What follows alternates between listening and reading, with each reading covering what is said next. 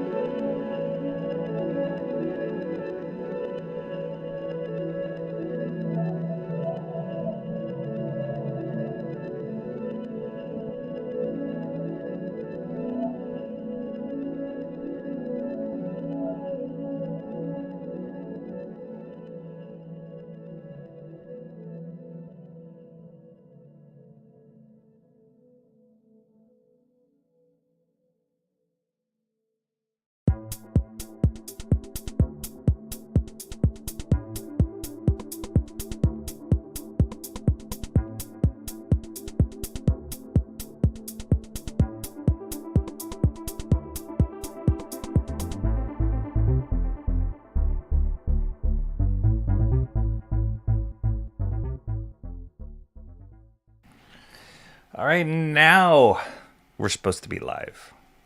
My goodness. That was a mess. Yeah, I blame Bluetooth. I don't know what is going on with my keyboard. I was trying to get it connected. I have a Bluetooth keyboard. I was trying to get it connected, and for some odd reason, it's not registering at all. So now it's wired, and I was trying to finagle with it. And as I was doing it, I hit my overhead cam or overhead phone cam or whatever. And so that got all twisted or kinked. And then it went live to that scene.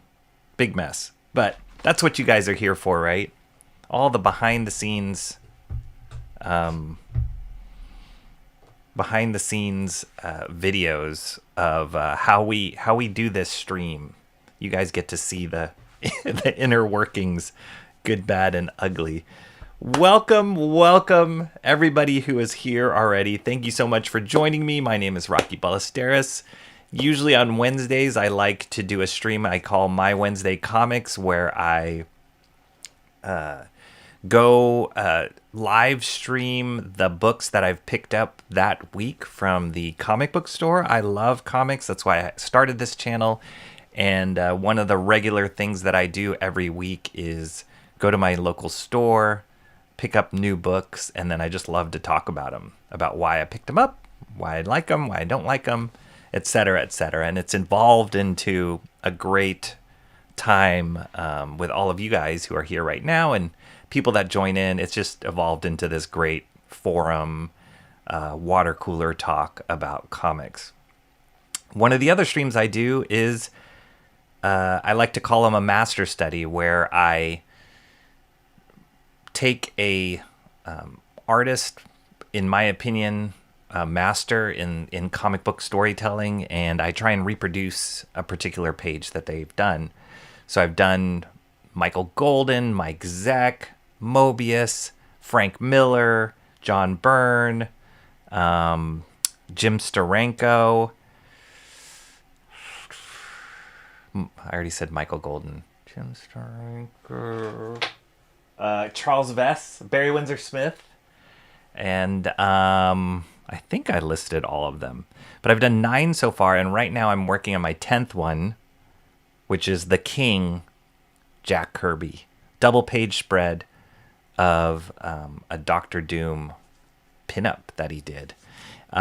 Anyway, it's been awesome, although this is the biggest master study that I've worked on because it's 2 11 by 17 images, so 22 by 17 pages tacked together, because that's how he originally drew it. So it's like this huge vertical pinup. And the penciling phase, the penciling phase has taken me a lot longer than any other master study I've done. Granted, it's twice the size, but it has just taken me a long time. My schedule, everything. And today I want to finish it up. I've been telling the chat that I was going to finish this up off stream for weeks now, and I just have not been able to do it. And so I went to the comic book store today, picked up a couple things, but I didn't think it was enough to really fill out a show. So I was like, I'm going to pivot. I'm going to do a master study. We will look at some of the books that I did get this week, but the focus today is going to be finishing this gosh darn penciling phase of this Jack Kirby Doctor Doom image, so that I can get to the inking phase, which is going to be insane. It's gonna take me even longer, but it's gonna be so good. Like, I cannot wait. Like, my brush has been burning in my toolbox to put ink to paper for this one. So yeah, if you care to, you can follow, or you can watch all the previous master studies I've done on my channel before, where I go from penciling to inking. There's even some images like this Charles Vess one here and this Frank Miller one here, where I actually did Zipatone, which was really awesome. And it's just my way of trying to elevate and appreciate comic book art here on YouTube. There's a lot of people that do that, a lot of YouTube channels that do that, and I just love comics so much. There's so many aspects of comics that I enjoy and appreciate as an art form, and I just want to share that with you guys. So that's my shtick. That's what I like to do here, and that's why I'm here today to finish this image. But I'm also here to check in with all of you fine folks. It has been a while, about a week, right, since we talked. And this is the section of the show I like to call Shoot the Fat, which is where I get to catch up with the chat. And those people who have been at this chat or who have joined me on this channel for a while know that this is part of the fun. Just chatting with you guys all and just catching up with life. Because beyond comics, there's so many other fun things that happen. And we like to share that here. We talk about food. We talk about animals. We talk about TV shows we're watching. We talk about sports. Isn't that right, Timmy Mello? And the Guardians are headed to October. Timmy Mello first in chat. Is this the first time? Is this the very first time you've been first in chat, Timmy Mello? Which is amazing. And not to bore anybody else, but Timmy Mello and I were going back and forth a little bit at the beginning of the chat before the stream started. His basketball team, Cleveland Cavs, are in the Eastern Conference Finals right now, or playoffs, semifinals, finals, Eastern Conference Finals. And they lost a tough game last night. I watched it. It was pretty rough. But I feel you, Timmy Mello. Yeah, that's sports for you. That is sports for you. Like the ups and downs, the fandom. But hey, you're here first in chat, and I love it. Love seeing you here. Typical T Green, also here. Typical T Green, you have got to stay awake. Roses are red. Violets are blue. It's too early. Early to start getting sleepy yet. I'll give you another hour and then you can get sleepy. Maybe that's what you were saying in the chat. That you said after we would get through shooting the fat, you'd probably start getting sleepy. I blame my voice. It definitely can't be the subject matter we're talking about because that's always exciting and fun. So I blame my voice, the timbre of my voice, the cadence of my voice. Probably can lull quite a few people to sleep. But it's still early. I'm streaming a little bit earlier today, which I'm happy about. Had a funny moment when I went to the store. So one of the stores I like to go to on Wednesdays here in the city, and I live in San Francisco, is a store by the name of Comics Experience. It's a great store, and I do go there frequently. And part of the reason, not gonna lie, part of the reason that I frequent that store is because specifically on Wednesdays, they open up earlier than any other store in the city. And that goes a long way, especially if you are like a collector or you're excited about whatever new book is coming out. That goes a long way, because, that extra hour, I don't know. There's something about it, that extra hour. So I went today. I decided I'm going to go at opening. I had an appointment I had to get to at 11:30. So most of the comic book stores in the city open around 11 or 12. This one, Comics Experience, opens at 10. And if I had gone to a store that opened at 11, I wouldn't have made my appointment. And so I decided I'm going to go Comics Experience, 10 a.m. And I got there, and there was a line going around the block. And as I drove to try and find parking, I'm like, wait, what is going on? Oh my gosh, like, am I gonna have to stand in this line? And I started like running through my mind, like, what is coming out this week? Because I do like to know the books that are being released in the week before I go to the store, so I know what to expect and know what to look out for. I knew there was a couple of launches this week. We will show some of those today in a little bit. But I was like, does it really elicit a line around the block. Like, what comic book could possibly get people that excited to line up before the store opens? And the store was already open, actually, by the time I drove up. But there was just a line going around the block. So I got a little nervous. I was like, oh no, am I not going to be able to make it? Am I going to have to stand in this line? So I parked, and I noticed that the line kind of crossed in front of the store. So I was like, maybe this is a line for something else. So I parked, got great parking, walked, and I could walk straight into the store. And I immediately talked to the gal who was working behind the counter. And I said, what is this line for? Apparently, maybe some of you guys know this. I don't know. I'm not a big card collector, but apparently there's some sort of Pokemon card release that's coming out today. Had no idea. And a few doors up from this store, Comics Experience, is a game store called Gamescape. They sell great board games and stuff like that. And I guess they carry collector's cards as well, or Pokemon cards. So yeah, apparently there's a big drop today. And the person working at Comics Experience told me that people had been lining up there since 8 a.m. for whatever this card is. I don't even know what it was. So thankfully, I didn't have to wait in line. Had nothing to do with what I was picking up. But man, I was like, oh no, this is going to change all my plans for today. But it didn't. So yeah, it was an interesting thing. It was really funny though. And it was funny to see like the two levels of nerddom kind of crossing paths there, and to panic because it wasn't my nerddom that was going to be the long line. Mo Biggs is in the house. How are you doing, Mo Biggs? Better known as Mo, Big wasn't always the confident voice we hear today. Glad you could make it, Rocky. Mo Biggs says, thank you. Yes, always a crapshoot, right? Is what I said in the chat. I'm not, as even though I like to be bank on having a regular show.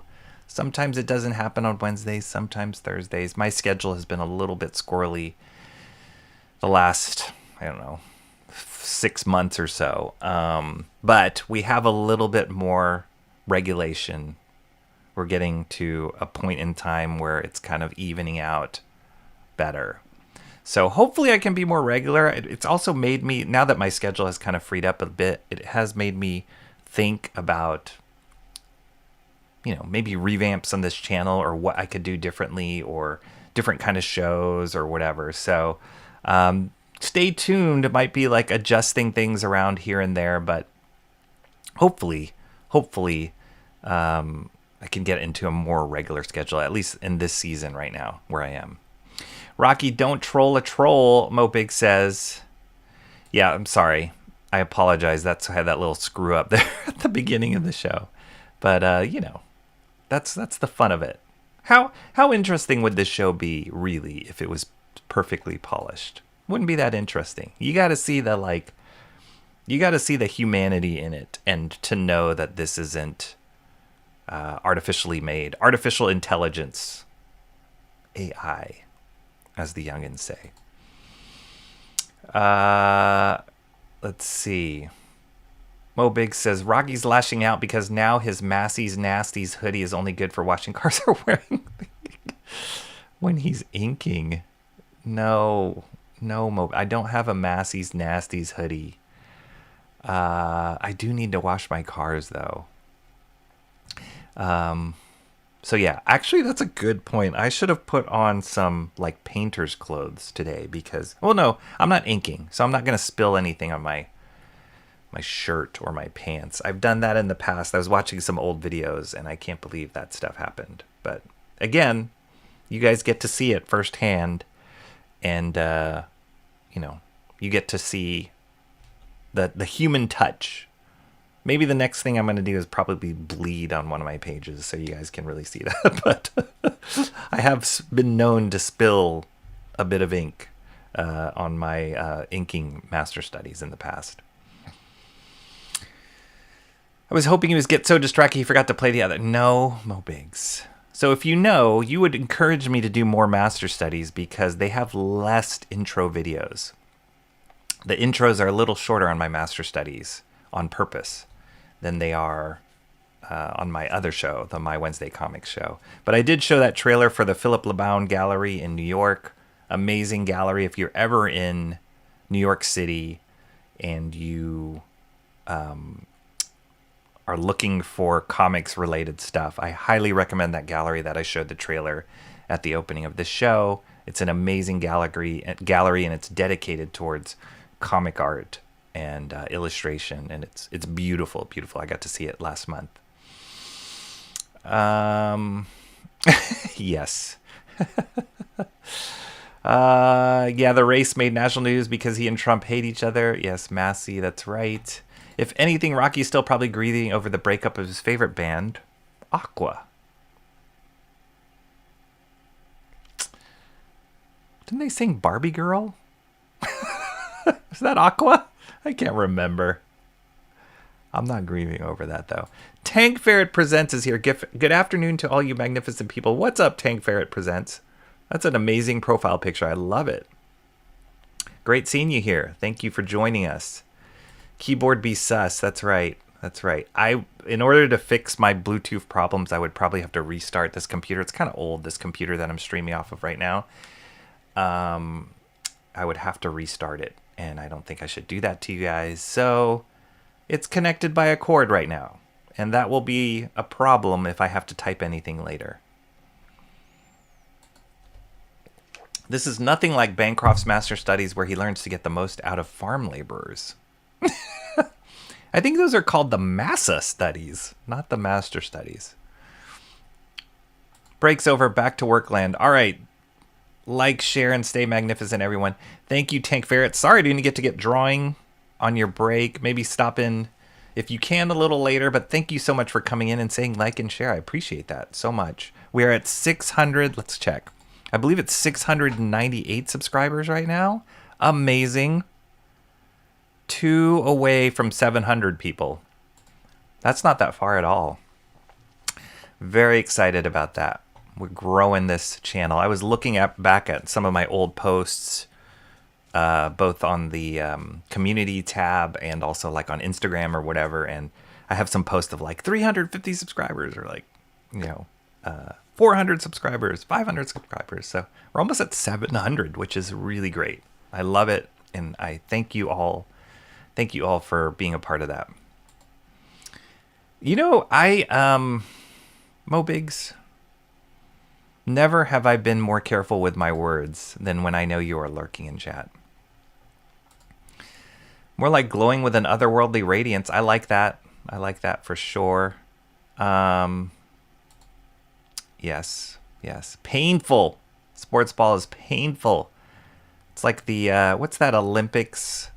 The saying that the something of victory and the agony of defeat. That's sports for you. Just like, it gets your soul all up in a knot when you watch things, especially when you watch teams you care about. Wonder where Cran is. That's a good question. Where is that guy? Only yet another traumatic collapse to add to the belt notch.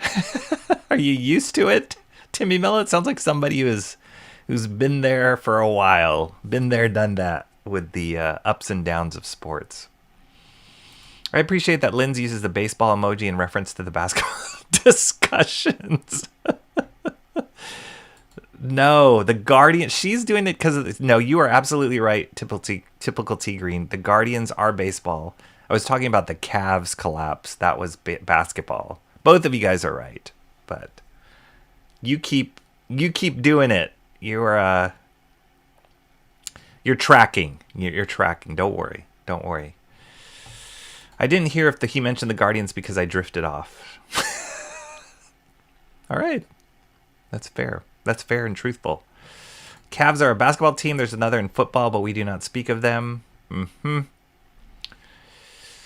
My Wednesday, whatever the I want. Emo trash. That's right. That's right. We do things our way here, Emo Trash. Isn't that right? How are you doing, Emo Trash? How are you?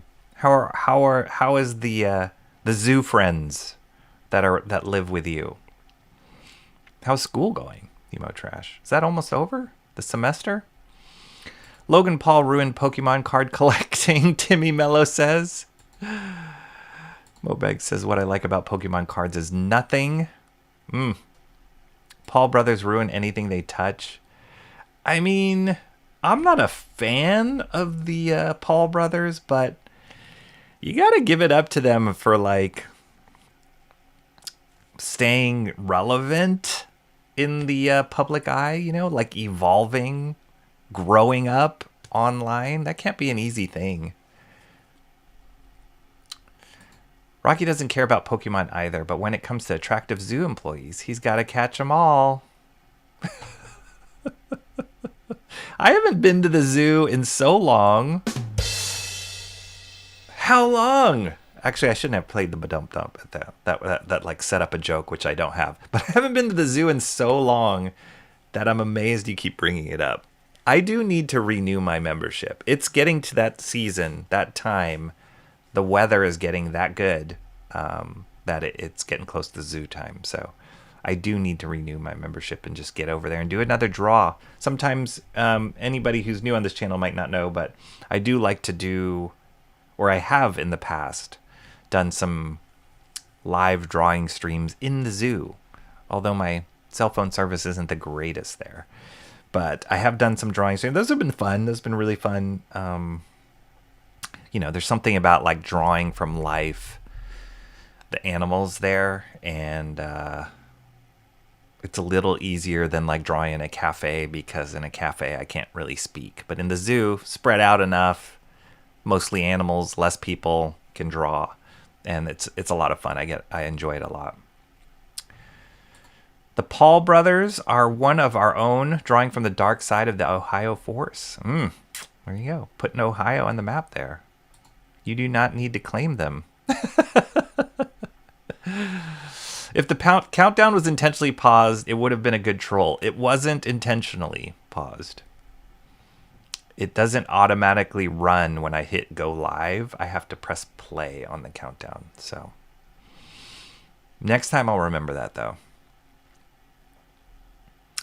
I can't believe that stuff happened.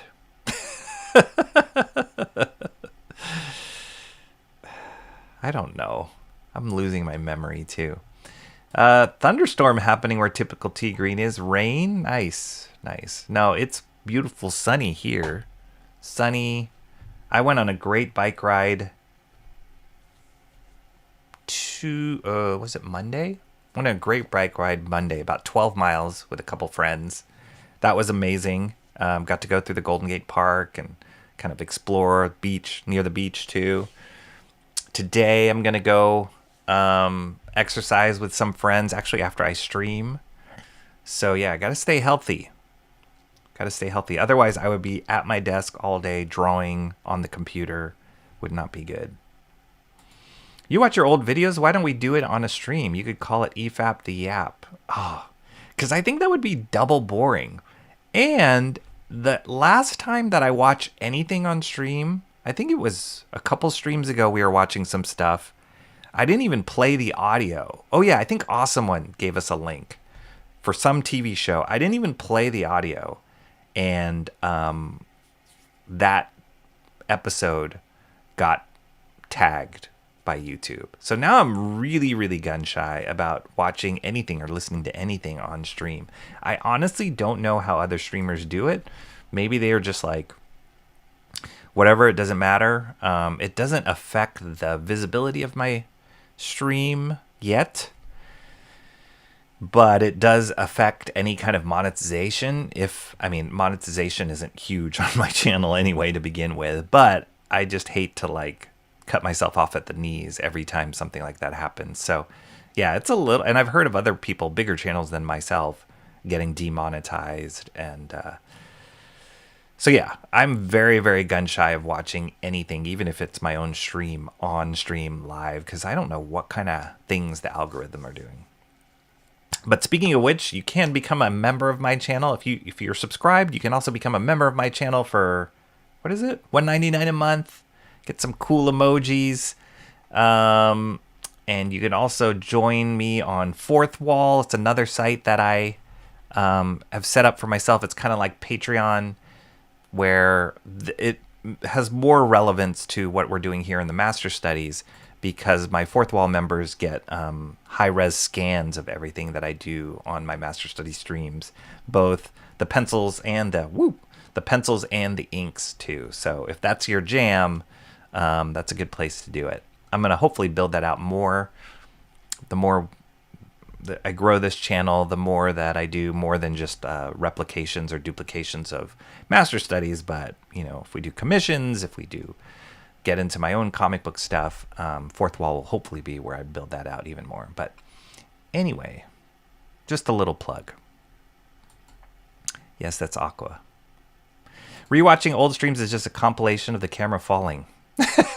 I should do a quick edit of all the mistakes. That might be really fun, of all the mistakes that have happened on my show. It would be a long edit. It probably wouldn't be a quick edit. It would be a long video of all the mistakes. There was definitely a few where the camera fell. There was definitely a few where I was muted.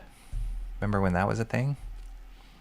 But yeah, that would be an interesting thing to try and edit together. Biggest news about them breaking up was the fact that they had still been together. Breaking up. What's the fact was that? Are we talking about Logan Paul? Wait, okay, I'm confused. Master Studies, well done. There you go. There you go. Typical Tigre wants chocolate. Being careful with your words does not matter when we're around. That's true. That's true. School is over. It's been over for like 3 weeks. Really? Wow, that's earlier than a lot of people. Like, I know my kids are still in school, wrapping up. I know some other schools are wrapping up. Had your final on the 5th, and that was it. Wow. Just flies by, the school year does.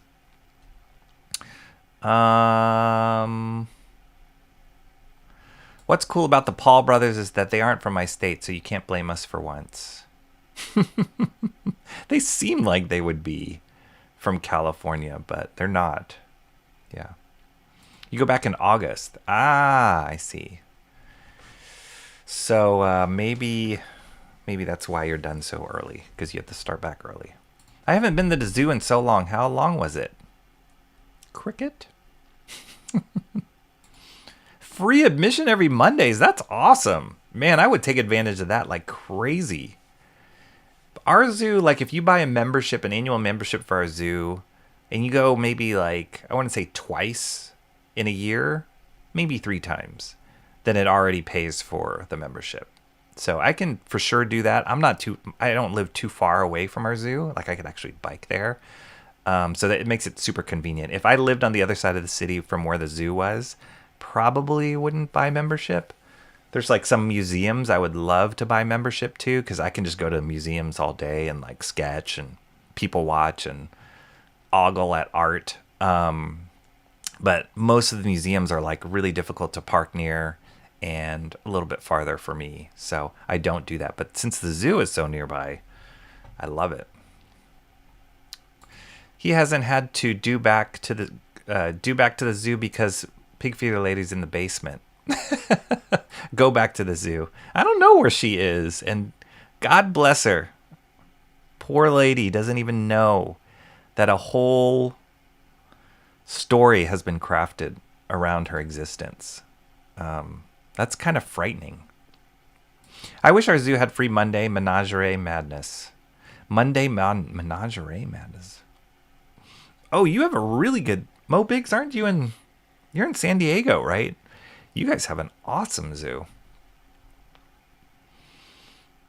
Mo's just sad he's running out of Pig Feeder Lady steam. That's right. Like Rocky said when he walked down to the basement with a bag full of grain and a bag full of feathers. What? I don't... Where do the feathers come in? Emo Trash. Can't you drop the pig feeder lady? I think Emo Trash was gifted a membership last stream. Can't you drop the pig feeder lady emoji? I think some streamers work something out with licensing. Oh. I don't know, though, because sometimes, like, I get that with, like, music, but, like, sometimes the licensing... So, for example, we were watching some obscure anime intro that Awesome One gave the link for last time. And I don't even know what it wasn't even stated in the description of the movie what the licensing was. So, and then I got tagged for it. It's really frustrating. I know Shant was having it. My friend Shanthan Jetty has his own YouTube channel. Go subscribe to Shanthan Jetty Art. He used to do his Thursday Thursday evening Pizza Live shows where he would watch copyright free whatever they call them, like public domain movies, old school movies that didn't even have audio. And he would get, I mean, sometimes they had audio, but he would get tagged all the time. It got really frustrating for him. So yeah, I don't even know how it works. I wouldn't be surprised if that happened, Mo Biggs. She's got bills to pay. She's got pigs to feed. Ain't nothing in this world for free. Amen. Oh, got it.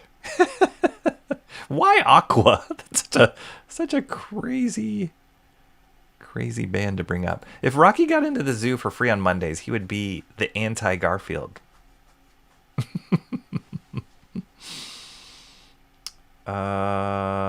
Wasn't Logan living in Cali for a bit? I wouldn't be surprised. He might be living there now. They're millionaires. They're sure to have residence in Cali. Yes. Art museum where I took those pictures has free admission as well. Oh, that's awesome. Timmy Mello is talking about some pictures he posted on Discord. We do have a Discord channel here. Or I do have a Discord channel. And the people that are part of the Discord community, the fine folks, we love to like share pictures of all sorts of stuff. And Timmy Mello recently posted some pictures of an art museum that he went to, which was amazing.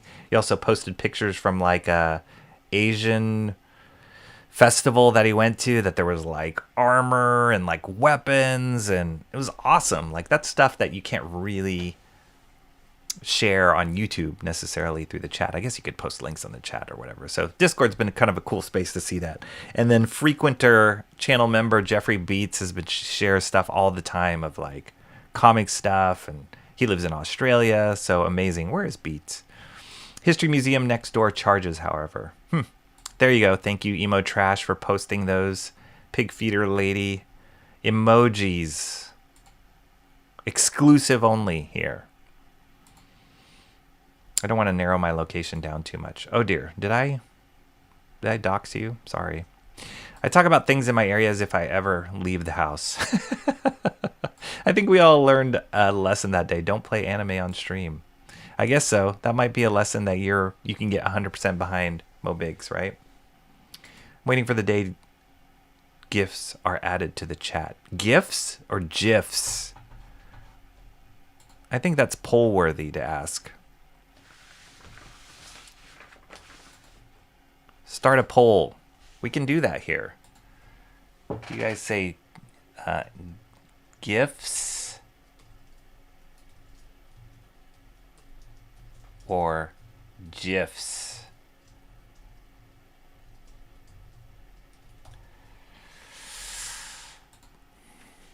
I want to know. And usually whenever I pick one, or I'm like, oh yeah, that's how you do it, then I always default to the other one. Just, I don't know.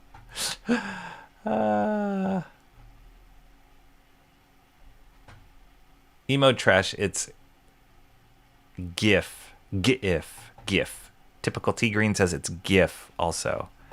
All right, looks like we're getting consensus on that. 100% says GIF. 5 votes right now. GIF. Okay. GIF. I didn't dox you. Okay. You still have to come to terms with John leaving us. Now Cran, Sammy, and Mark are missing. Well, we are coming up on a holiday weekend here, so I know that some plans, people might be traveling or starting to travel. I guess it's a little early, Wednesday, but who knows? And hopefully also those people can show up later. But yeah, where are they? My name's GIF. Graphic has a hard G sound. Graphic. Yes.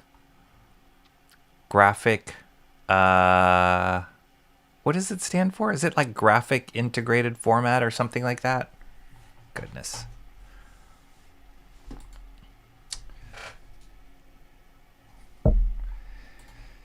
See, now that I don't have a Bluetooth connection on my...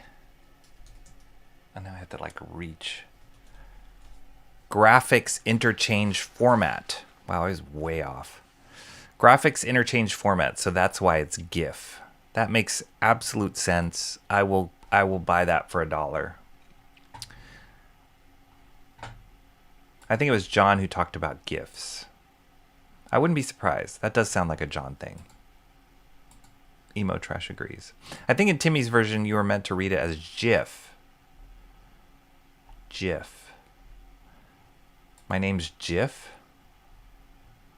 My name's GIF. Jeff? Maybe. Graphics interchange format. Thank you. Graphics interchange format. Graphics interchange format. GIF. Okay. Got it. 100% on the poll says GIF. So then why is there ever a debate? If we're already at 100%, why is there ever a debate? You guys are notoriously the split the poll, split the vote kind of people. But yet we're 100% on GIF. So there's no debate on that. There's no question. Okay, cool.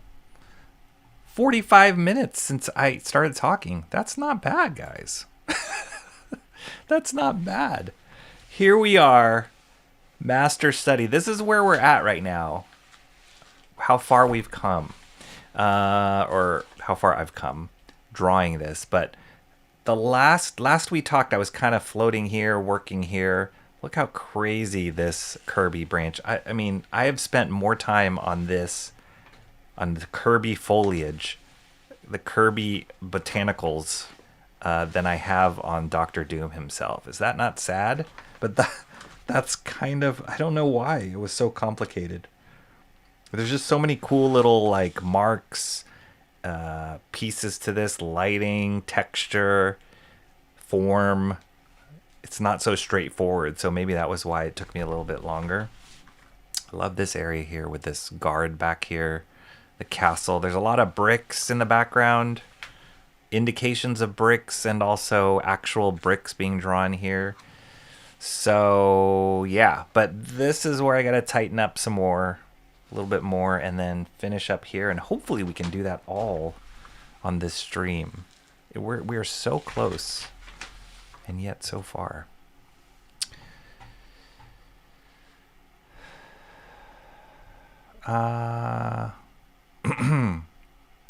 People don't read. Channing Tatum be fine. Channing Tatum. I didn't get anything. Schrodinger's GIF. Is it pronounced GIF or GIF? Oh, okay. Granted, I have no opinion about how it's supposed to be pronounced, but the hard G is technically correct. Technically correct is the best kind of correct. There we go. I remember when we got that shirt. What's up, Shanthan Jetty? Oh, Shanthan Jetty. You have been missed, my friend.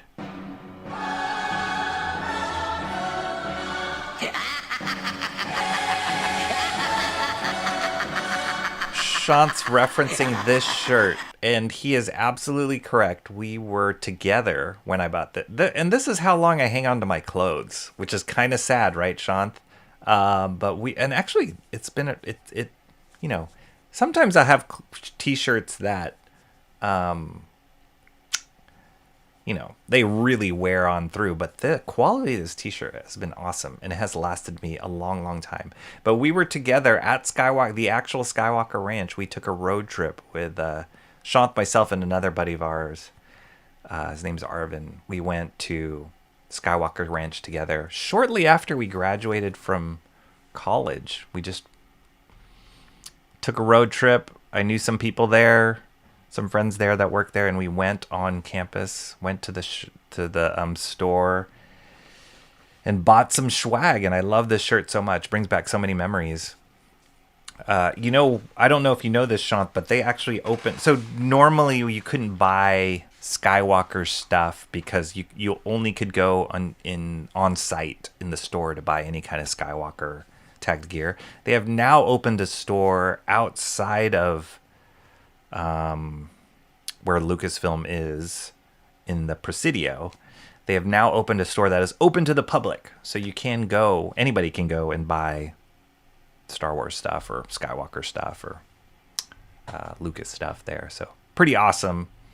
It's a cool store. I haven't been there yet, but hopefully I can visit there soon and buy more swag, more replacement stuff. I love this shirt. What's up, Zaid Comics? Good to see you. Welcome, welcome. If I felt like pissing someone off, then it'd be Jif all day.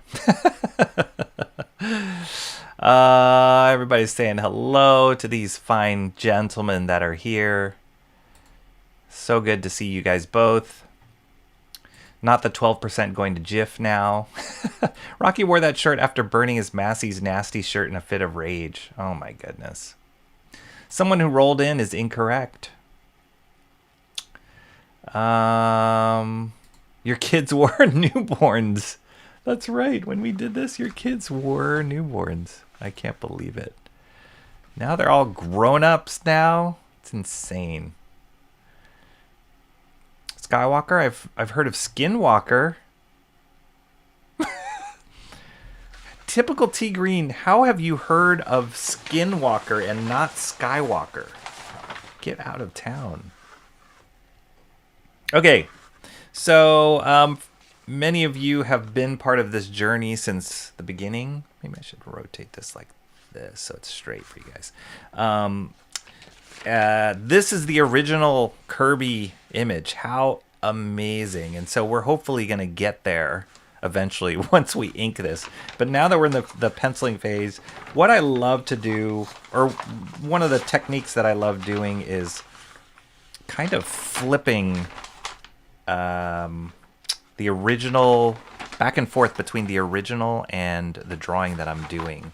And it helps me kind of train my eye to, without like one of the number one asked questions when people see me doing this part of my master studies, they're like, why don't you just lightbox it? That would be a lot easier. And it would. But I love doing it this way. This is just an animation technique, you know, when we were flipping paper and flipping between frames on whatever project we were working on. But I started doing this with my master studies because, one, I think a big part of me studying these things, it's not just to get it exactly how, in this case, Jack Kirby did it, but it's to understand why he made the choices he did and hopefully learn from them. We used to do this a lot when we were in art school. I was in art school. I say we because Shant and I went to school together. But we used to do this a lot. We would do master studies of paintings or drawings, and you would try and reproduce what that artist did. Now, we never used light boxes or, tried to get it exactly like it. The whole point was to understand the choices that particular artist was doing to get to that end result that we all know and love. And that was super helpful for me as a student, as an art student, because you kind of take it for granted, the choices that are made, whether that's compositionally, color-wise, or just any part of the whole process. You just look at that final work and you go, wow, that's amazing. They're incredible. They're a genius. How do they do that? Well, if you have to recreate it yourself, you start understanding some of the choices they make. So this process helps me because I get a reference point of the actual drawing and the way that it's supposed to look, but it also trains my eye to go to look at it and then try and capture the shape, the mark, the positioning, the proportion without tracing it. So I'm sure if you lightbox this original and the final that I end up with, there's going to be major discrepancies there. But this way, it's kind of just training my hand-eye coordination a little bit of translating what I'm seeing to the page. It's similar to like life drawing. You're never going to draw exactly what the figure looks like if that figure is there, standing like 20 feet away from you, 30 feet away from you, drawing, but you're training your eye to hand coordination and how do you translate what you see in your brain onto the page. So same thing, same technique. That's why I do it. Plus, I love the action of flipping paper. Just brings me back to my animation roots. So anyway, that's why we do it. It has been a little bit more difficult for this master study just because it's 2 pages, so it's 2 11x17s pasted together. So it's a lot bigger, so it's hard to flip like large pages. It's kind of clunky, but we get by. Okay, so anyway, that's where we're at. That's what we're doing. Skinwalker Ranch is cool on paper, but them doing an ongoing series when you knew it was going to amount to nothing was a bit much. Skinwalker Ranch sounds like a legendary horror concept. Yeah, what is Skinwalker Ranch? Back to work for me. All right, see you later, Sean. Thanks for stopping in. The lore of Skinwalker Ranch might be a bit too much for people here. Yeah, what is it? What is Skinwalker Ranch? Isn't there a TV show about Skinwalker Ranch? I think so. I just didn't know it had a ranch. So Skywalker Ranch, yes. The original Skywalker is where like Lucas, where he made Star Wars. And it's this beautiful, beautiful location in Marin County, right off of Lucas Valley Road. I don't think that was by coincidence. I don't think it was normed. I don't think it was named after George Lucas, but it is off of Lucas Valley Road. And it's this kind of nondescript location when you drive there. But then once you go into the campus, he built this entire ranch campus that housed his office. And then also, at the time, Industrial Light and Magic, ILM, and Skywalker Sound, where they still do a lot of the sound mixing for huge blockbusters.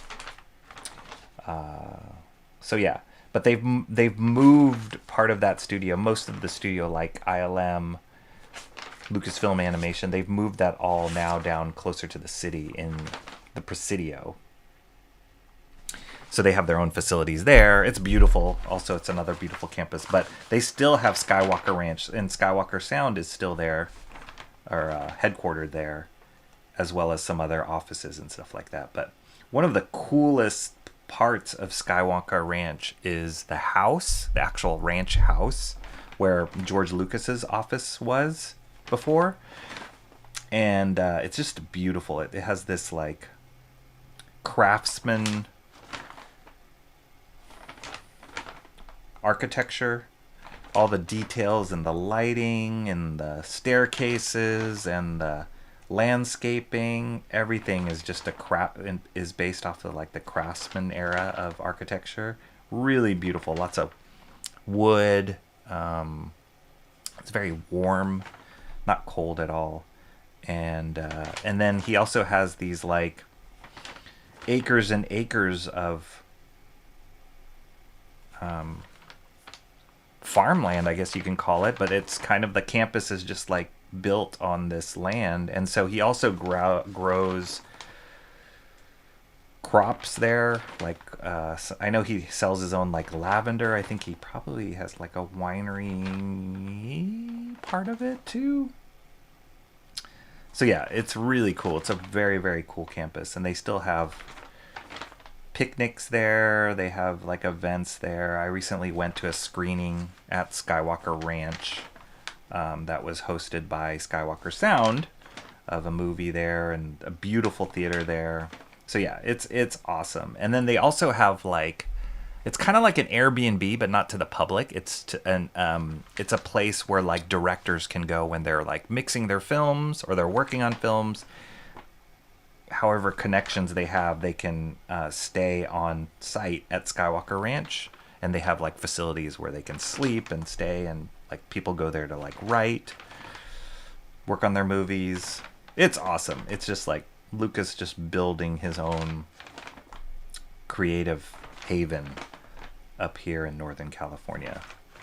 This is when he was kind of rebelling against what the Hollywood system, and just created his own empire up here. So anyway, it was awesome to visit there with Sean. It was so fun, and that's where I got this shirt, or when I got this shirt.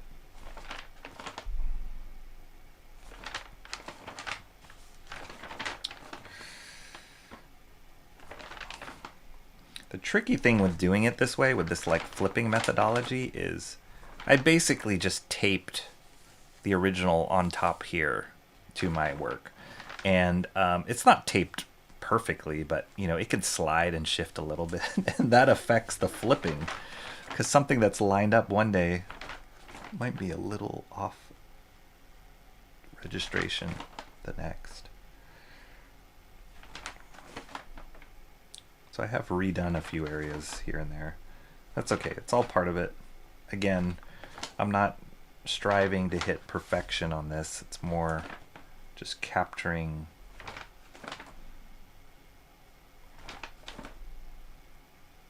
the image and the whatever isms make it signature to a particular artist. So at the end of the day, I want people to look at this piece of artwork and say, oh, that's Jack Kirby, and understand why. Why does it feel like a Jack Kirby piece? There's certain things that Kirby did with his compositions, his mark making, his line weight, his shapes, that just make it feel like a Kirby thing, Kirby drawing. And so having to recreate it like this, you really start realizing what it is that makes a Kirby drawing feel like a Kirby drawing. Especially with this, like, all these,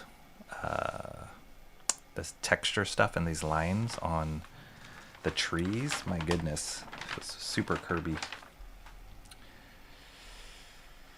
I think Linz was just continuing the bit from earlier when she confused baseball and basketball. I thought it was pretty good. Skinwalker Ranch sounds... Oh, yeah, it does. Sounds really, really creepy. It's demons. Oh, okay. So it is kind of horror-ish.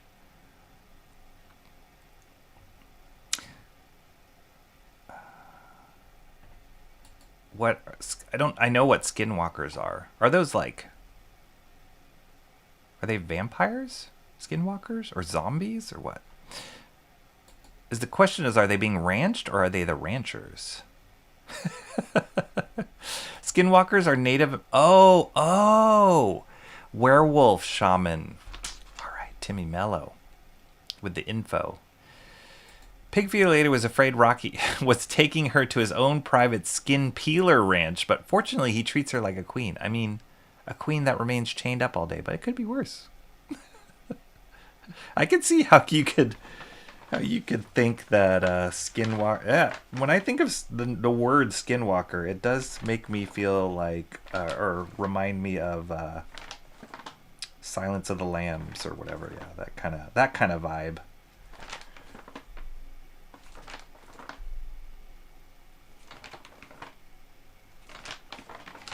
So interesting. Is it about werewolves? The Skinwalker Ranch? It's a TV show about it, but probably should have been just a documentary. I would probably enjoy Skywalker Ranch. It sounds a lot more enjoyable than Skinwalker Ranch, for sure. The cool thing is, like, there's the actual ranch house that Lucas was at. Like, you could... There was, like, a cafe in there, and we went inside. But when you walk into the entry part of it... And again, it's not open to the public, this part. It's like you had to know somebody who was working there or had access. But the, like, foyer or the, like, entryway to that house, they had, like, Indiana Jones's whip and his hat. They had, like, the wand from Willow there, like all the cool movie memorabilia from movies that Lucas was affiliated with was there. And of course, you know, a million things from Star Wars, but it's pretty awesome. You're just seeing movie entertainment history there when you go there. And then they have a gorgeous library. I'm sure it's still there, but it has like spiral staircases, and it had like so many books that Lucas, of his own things that he loved and like artists he loved, and they had like original Norman Rockwell paintings there, and Rockwell and oh my gosh, Shant knows. What's the name of that artist? Shant. Or Shant left already. It wasn't Rockwell. It was... I'm blanking. Same time period. But yeah, had some original paintings there, which were insane. And but now, some of you guys might have heard, Lucas has a museum that's opening up in L.A., the George Lucas Museum, and I think he is bringing a lot of those original masterpieces down there for their permanent collection.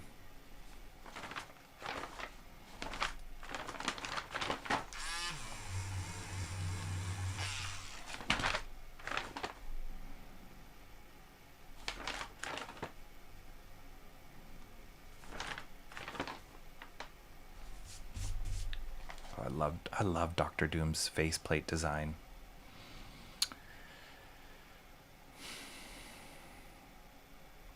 Lucas Valley was named after the iconic John Lucas, best known for having a valley named after him. Sure. Mobig says watch Widow's Bay. Okay, that's on Apple TV, right? I saw the trailer for that, and I know you mentioned this a few times before, so that is on my list of things to check out. I always love your guys' recommendations.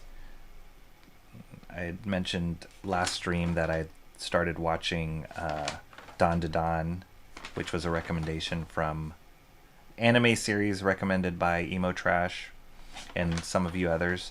And that's been awesome. I'm almost done with first season for that one. But yeah, Widow's Bay, I heard you talking about this. I'm very intrigued.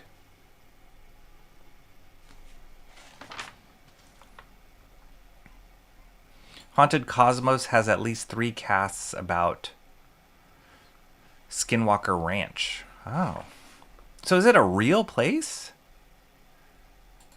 Yeah, Widow's Bay. I'm pretty sure Widow's Bay is a fictional location, but it's located in New England. Oh, okay. Old-fashioned method of cross-referencing sketches. What I'm doing right now? Yeah, I guess so. Yeah. Yeah, we'll go with that. Haunted Cosmos sounds like where Space Ghost would live. In the Haunted Cosmos.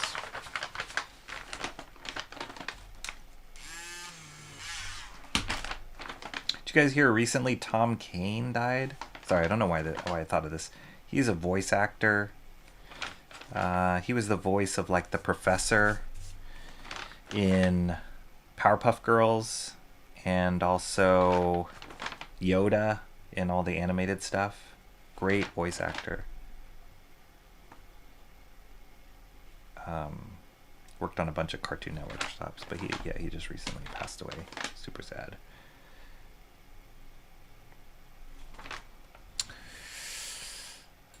Are we getting ready for storms here too, Emotrash says? Sounds very mean. We aren't getting any rain until late tonight, thankfully, but it's been chilling this morning. The only ranch I trust is Hidden Valley. So, Steampunker, what is up? She says also it's GIF.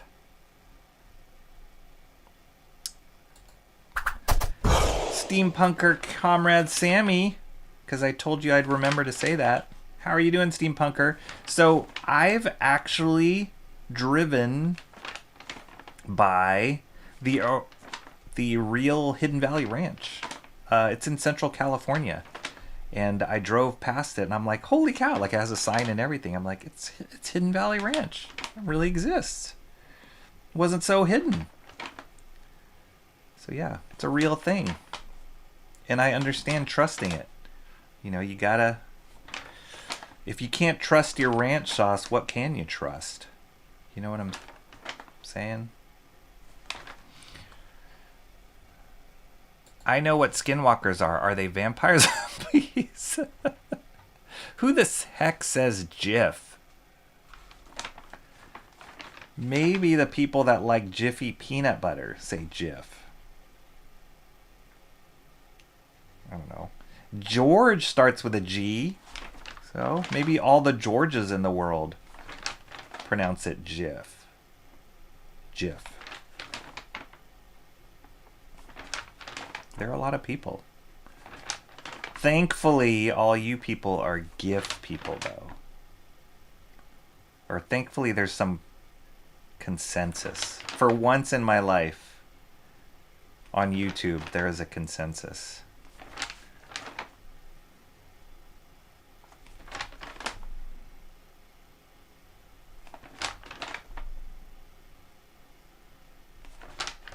Yeah, Doctor Doom is such a cool character. I hope they don't screw it up for the Marvel movie, the Avengers movie that's coming out later this year. I hope they don't screw him up.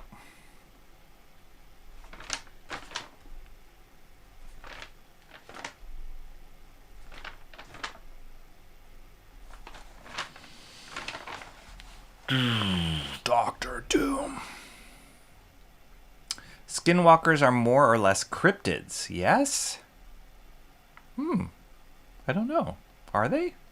Kind of like the Mothman or Wendigos. Huh. I didn't know that. Okay. Cryptids. Nice. The actual Mothman legend in Point Pleasant happened not far from where I was born in southern Ohio. There seems to be all sorts of, like, lore and mythology that has to do with where you are. Timmy Mello. Either that or you're just like super versed in all of it.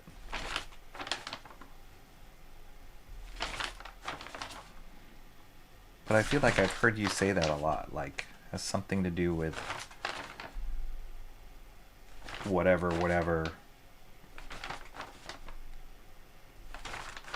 Like locationally, something about where you are locationally has created a lot of stories in your life.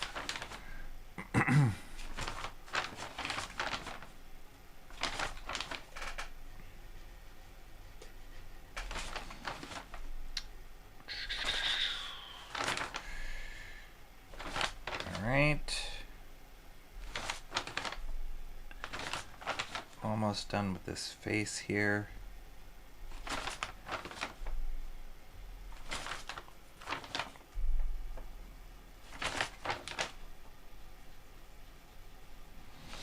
I mean, this is like, there's like quintessential Kirby things in here. folds in the fabric, big flowing capes, very Kirby. The only thing missing is like the Kirby crackle. There is no Kirby crackle in this image. Like the folds, random soldiers in the background. Kirby is a master at drawing these like cool, interesting soldiers. These like bolts in Doctor Doom's mask.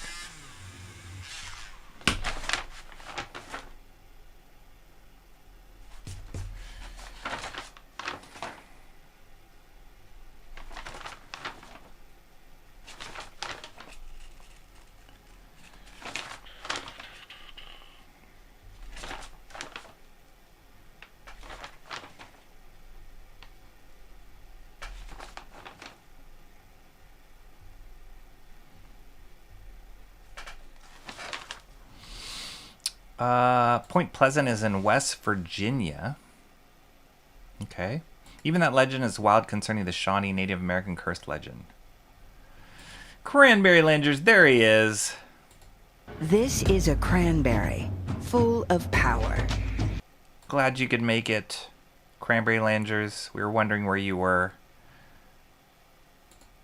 Information I know purely because of my playtime on Fallout.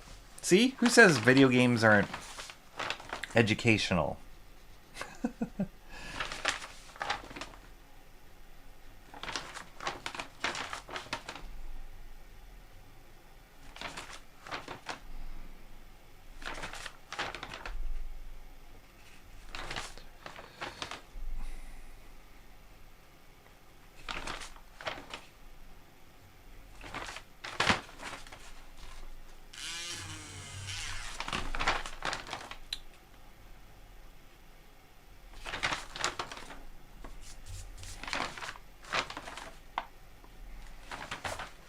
That cool face.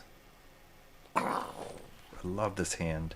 Kirby's always known, like if you look at a lot of Kirby drawing, you always have his characters are sticking their hands like exploding off the page.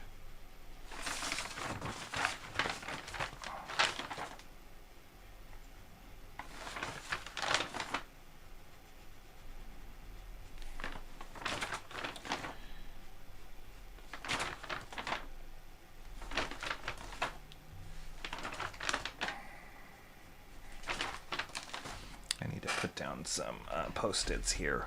I like to put down post-its. I've done this before because if you spend a long time in a certain area, the pencil lead will smear off onto your hand and then become lighter, and then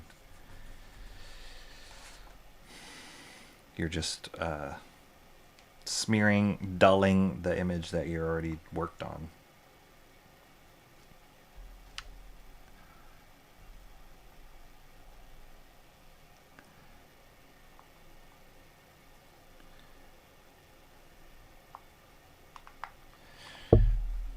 The bridge in Point Pleasant reaches into Ohio over the Ohio River where it collapsed. Oops. I just snapped it. Dang it, my lead. Ah.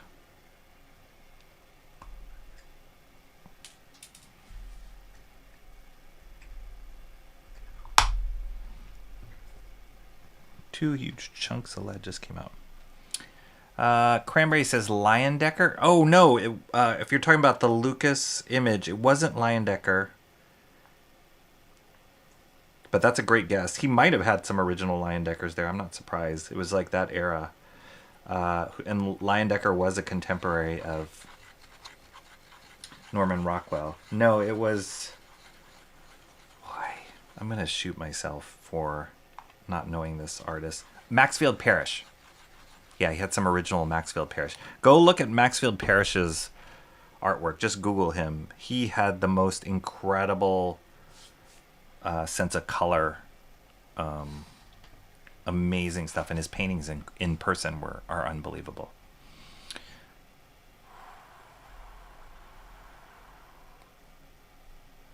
I'm going purely off of what I remember from a video game. Skinwalker Ranch is a real place. Wow. Skinwalker Ranch is in Utah. Utah. I don't think I've ever visited Utah. Have any of you guys been to Utah? But I've heard great things about it. I heard that it's beautiful, and it has both like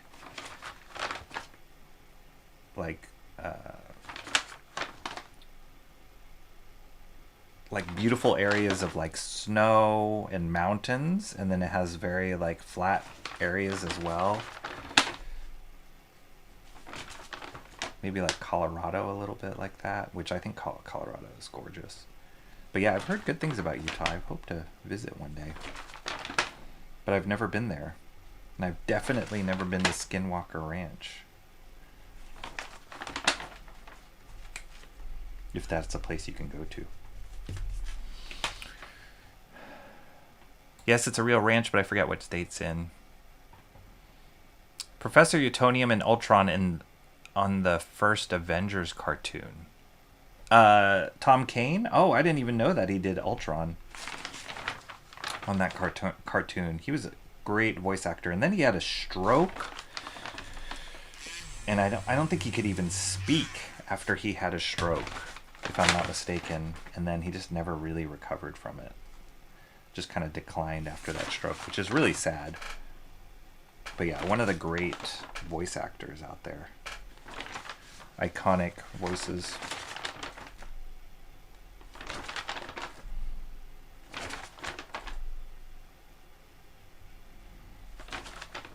Okay, almost done here with old Buckethead's face.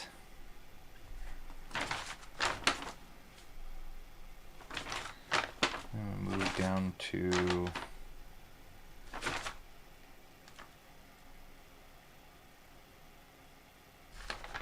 oh, that's the D. Interesting.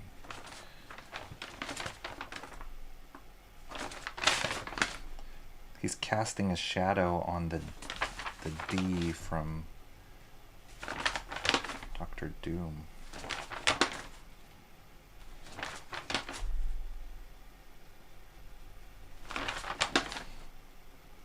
Okay, in a second here when I take a break, I'll look at some of the comics that I did get today. Oh yeah. I picked up one new comic. Highly anticipated in certain circles. One back issue. And then one facsimile edition, which is going to be really cool to look at, especially since we're talking about old masters like Kirby. I wasn't thinking I was going to pick up this facsimile edition. Actually, we'll start there. Let me just hit a stopping point here. We'll start there to look at that facsimile. But I could not pick it up because it's really incredible.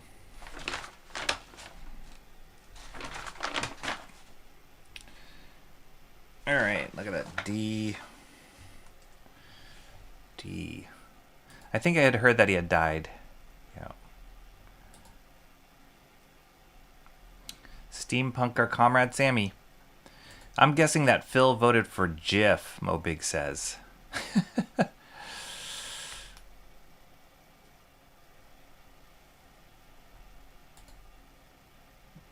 I know it's pronounced Jif, but I pronounce it GIF. See?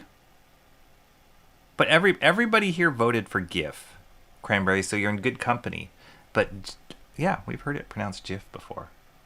Not the only one. Rocky found the Hidden Valley. I did. Ironically, there was no store there to buy ranch sauce. But maybe if I drove into the actual ranch, it could have been. But I passed by and I saw the sign. It was exactly the logo of Hidden Valley Ranch dressing, ranch sauce, whatever. But I didn't go inside. You mean Chat Ninja Super Steampunker? Oh, what did I say? Steampunker Comrade Sammy. Chat Ninja Steve. Whatever. You got too many names. The valley isn't literally hidden. It was named after a famed explorer, Lawrence Hidden. No, was it? I don't... Oh, okay.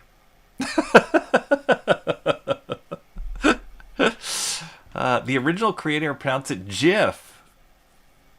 What did he know? Yes, he's wrong. I'm gonna stand with Mo Biggs on this. I think he's wrong. The one time we all agree enough to not try tying the pose. That's right. That's right. That's momentous. Apparently Rocky hasn't looked at the poll recently. Is it still open? Oh. 16? Wow, 16 votes? Holy guacamole. How do we get so many people voting for this? 16 votes, and thank you, 16 votes. I'm so into that. 16 votes, 81% GIF, 19% GIF. Wow. 16 votes. I love it. That's gotten more votes than our comic sometimes. Okay, we got to think of some more random polls to do. There was also cattle mutilations at Skinwalker Ranch, as the story goes. It's what made the owners want to sell the property. That sounds horrific. Michael Bancroft is here. What is up, Michael Bancroft? That's not a knife. That's a knife. Michael Bancroft posted on social media an awesome ink wash that he recently did, an original ink wash he did of one of his characters from his book, The Lucent. Go check that out. I love that one, Michael Bancroft. Because I would say, and forgive me if I'm wrong about this, but I would say, just knowing your art, seeing your art style, you definitely have like a... Whoa. That's a knife. Did I accidentally hit that again? My bad. Bancroft has a nice, clean style, and it was really cool to see him do something that was a little bit more, was not like a, you know, perfectly clean line. I know you draw your comic stuff, a lot of that digitally. I have seen you do like your ink stuff, but even your ink stuff is like a really nice, clean line, and I tend to do that too in my own work, like kind of favor super tight, clean line stuff. But it was awesome to see you do that wash on there. It was like, just adds a different layer to your artwork, and it was awesome. So well done on that. How could he be wrong? He's the one who created it. You said you pronounce it like this. He's wrong. Bigfoot didn't like how crowded North Carolina was, so he moved west. T Green says, typical T Green. Because graphic has hard G. He may have invented the acronym, but he didn't invent the English language. Ding! Hello, Rocky in 40 minutes. Hello, Bancroft in 35. Frankly, he sounds like the kind of guy who would have called the FBI Fubby. That's like in baseball, they call RBIs ribbies. Have you heard that before? Timmy Mello knows what I'm talking about. Oh, okay. I said once I hit a stopping point, I'd look at my first comic. Let's do that. Let me just get this line down. Sometimes you get your eye like locked into a certain part of this image, and before I reset my brain, I kind of want to get it down. So let me just get this one fold on Doom's chest, and then stop. But I do want to finish this. I do want to finish all the pencils on this, so that's the goal today, and I have the time to do it.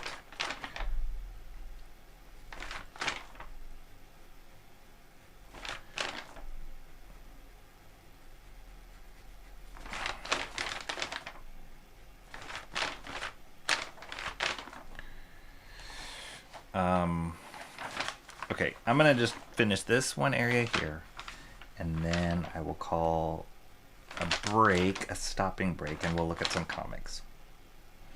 So yeah, both companies, DC and Marvel just had a huge shakeup.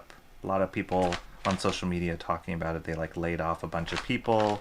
Marvel, the MCU, like the people that work on the films, they laid off a whole bunch of artists. Like Andy Park was one of the lead visual development dudes on all the Marvel movies. I think he's worked at Marvel for like 15 plus years or something. So at the very beginning of when Marvel movies were even a thing, he was the guy who was designing them, and he headed up that art team, or one of the guys who was heading up that art team. And he had his start in comics too. I think he started with Rob Liefeld actually at Extreme Studios as a young artist. But yeah, he just got laid off, and that was a huge bomb that dropped, because we're like, how could you lay off the guy who basically established the whole MCU style for you? Or he's one of many. I think maybe at least a dozen artists were laid off. So Marvel's feeling it, man.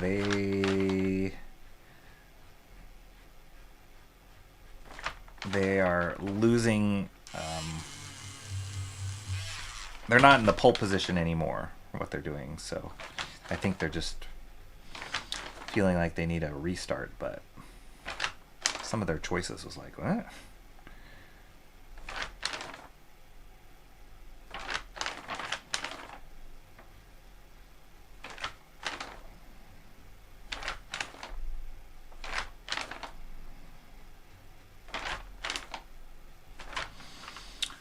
Okay. A little wider here. Oh, jeez.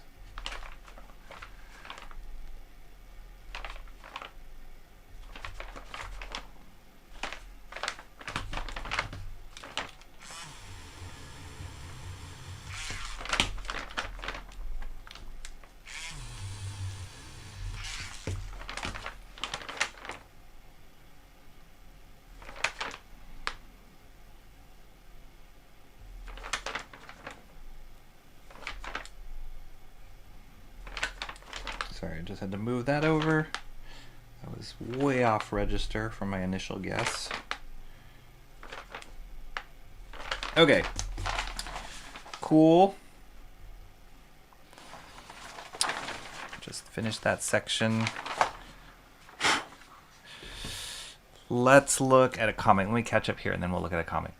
Frankie sounds like the kind of guy who would have called... Oh, yes. It's not giving the pronunciation of graphic, but of GIF, which is something else, Mo Biggs, which he created. It's his creation. We call KFC kafucha.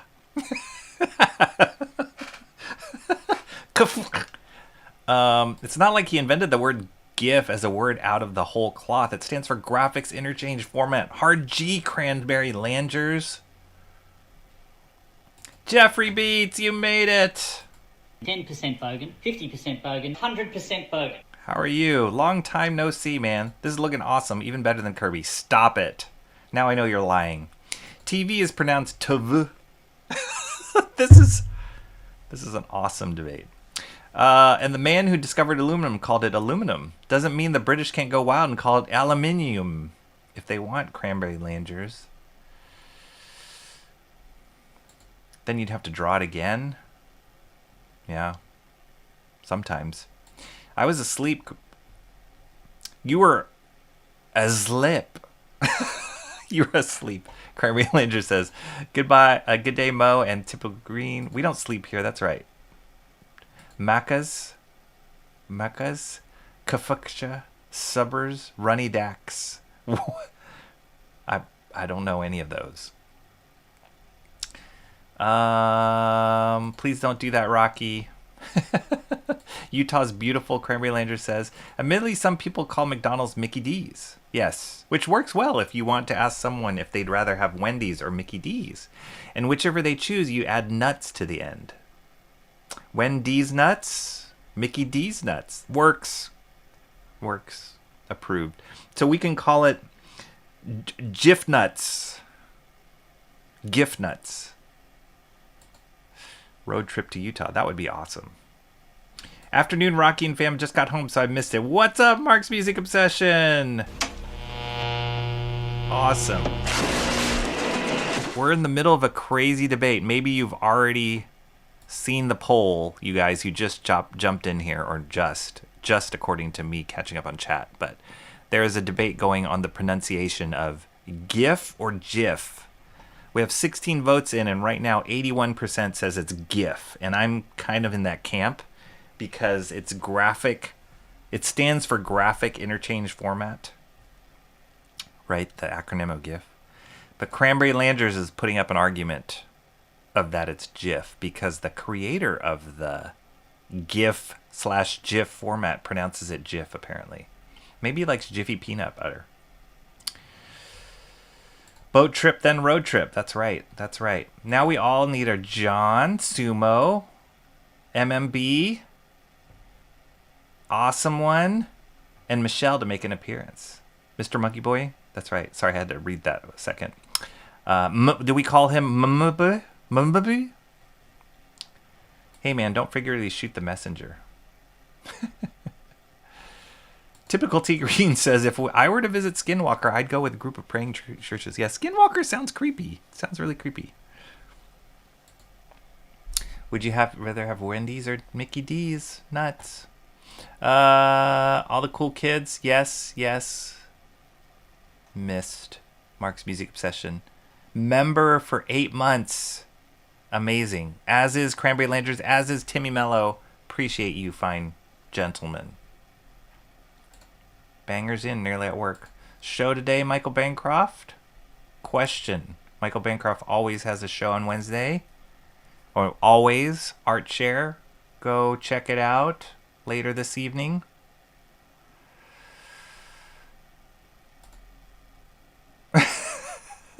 Dang. Cranberry. No kidding. No, I wouldn't have guessed it for you, Cranberry.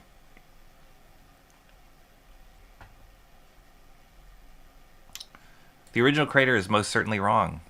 Yeah, it could be. Could be. They don't like being reminded they're not in charge. Emo trash. Now, if only Rocky can get that amount of universal agreement for his comic of the day votes, right? Yeah. Poll number 1, we should do more random polls. 2, we should not do more random polls. Michael Bancroft says he's doing watercolor next. That is awesome. Not only are you dealing with a medium that is unpredictable and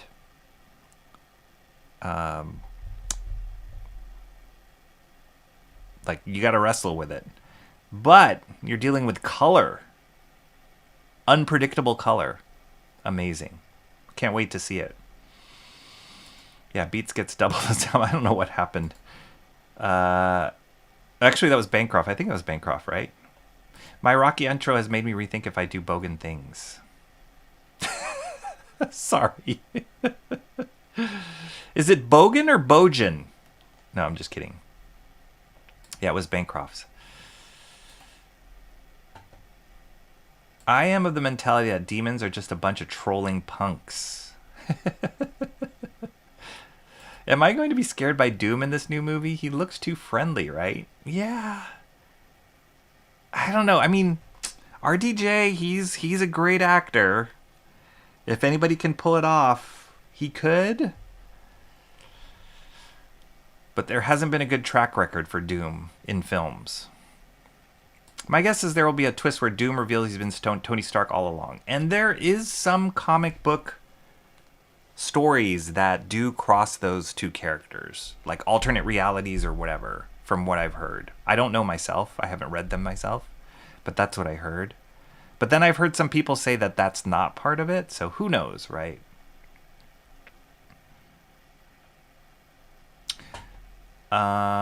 Did Disney do it because of AI? I don't know. Is emo implying that I'm some sort of demonic entity? maybe. I feel sorry for Marvel, but they are a victim of their own greed. I mean, the pendulum swings, right? They couldn't stay on top forever. They had a good run. That's for sure. They had a good run, but then it just got too out of control with the creative decisions by committee, the appeasing too many people and not comic book fans, trying to appease everyone. That's tough. When you try and scale up a niche audience, a niche market, comics are. As much as we would love it, think we're not a niche market, we are. But when you try and scale that up to be universally appealing for everyone, especially people who aren't comic fans to begin with, then you're going to start diluting those stories. And then you lose the focus of why those stories were great to begin with. So I think it was inevitable that Marvel would stumble, but nobody saw it. I mean, at least I didn't think it would be this huge. And then to see it happen in the comics realm, I get it with the films, but the comics realm, that's been kind of sad because I grew up a Marvel boy. And I'm not picking up any Marvel. Well, ironically, this facsimile issue I picked up is a Marvel, but it's a facsimile, so it's something old, right? It's like the classic Marvel stuff, but this came out today. Silver Surfer issue 3 facsimile, drawn by John Buscema, written by Stan Lee. They released, sometimes with these facsimile comics, they only release like one issue of a certain run just because it was like the classic issue of Punisher or whatever, or classic issue of X-Men, and then that's it. It's just a one-shot facsimile release. So like a facsimile being it's a reprint of an old issue. But this Silver Surfer run, they've released issue 1, 2, and now 3 of it. And I saw 1 and 2 on the stands, and I'm like, it's great, it's cool, awesome. I'll just, enjoy it in compilations like I have before. Classic John Buscema stuff, Stan Lee stuff, great. This one, issue 3, when I flipped through it, it has some of my favorite John Buscema drawings in here. And, this version of Mephisto with Surfer is just genius. Is beautiful, beautiful stuff. So we'll flip through it here. I just had to pick it up. It was just gorgeous. I haven't watched anything Marvel in ages, but I saw a clip from something with Sentry in it. Oh boy, what trash. That must have been... Was that Thunderbolts, maybe? Marvel serves Daddy Disney. Yeah, that's true. I'll say this one thing in Marvel's defense. At least they didn't take a hugely popular character and then switch the name to Grogu. Yeah, I don't know. I don't know about that new movie coming out. Did you buy Batman Truth? I did. I went through it last 2 weeks ago, maybe, Beats? You haven't been here in a while. And then I did a YouTube short video on Batman Truth, drawn by Jim Chung, written by Jeff Loeb. I enjoyed it. Surprised it, and I read through it. I liked it when I first glanced through it, and we looked at it in the My Wednesday Comics. The artwork in there is awesome. Jim Chung he's always been a great artist, but that particular issue, there's something about his artwork, the colors in it, that really worked for me. So I loved it. And then the story was pretty good. Yeah, it's just a self-contained one-shot, but I enjoyed it a lot. So yeah, I recommend it. Runny Dax is Hungry Jacks. Oh! Wow, that is so different from America. Runny Dax is Burger King. There's oppression and possession. Bible talks about them casting people into fire and causing them to... Whoa, that's a totally different conversation. Causing people to be deaf, blind, mute. Well, Jif already includes nuts. Peanuts. How can you say those two comments right next to each other, Cranberry Rangers? That's nuts. Choosy moms choose Jif. Mark's Music Obsession says, oh, I voted. And I'm guessing, Mark, you voted GIF, right? 82%. 17 votes. That's amazing. Extreme graphic chips and processors. Extreme. Michelle is showering. We've been at the beach with some of our guests. Oh, nice. Yeah, you had mentioned on Discord that you have a bunch of people there hanging out for the Memorial Weekend. That's awesome. Enjoying the beach, I'm sure. I've been missing discussions like, is it GIF or GIF? GIF or GIF? It's GIF for sure. I've animated GIFs. There you go. Me too. I want drilled burgers right now. Did you catch that? Not grilled, drilled burgers right now. It's pronounced GIF. Do you feel in charge?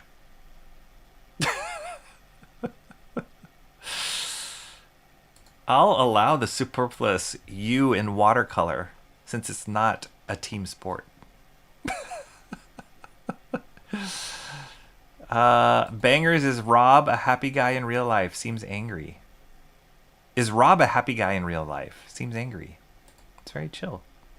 Is Bogan pronounced Bojan? It's a good question. See? This just opens up a whole can of worms.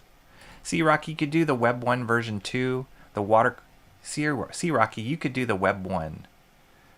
Oh, Web of Spider-Man 1, version 2, the watercolor variant. Not as a master, just for fun. Oh, man. That was a tough one. That master study... I probably would have gotten done faster if I didn't do it with screen tones, but I really love screen tones, and it was fun to try and create that watercolory effect on that one, so I love it. Just a regular dude, but he lives in the sticks, so we don't catch up often. Talk about Rob. Watercolor is very popular in Victoria, right? Yeah, watercolors are awesome. Comics in the 90s weren't niche. Yes, they were. They were. Watercolors are the natural place to go once you progress beyond finger painting.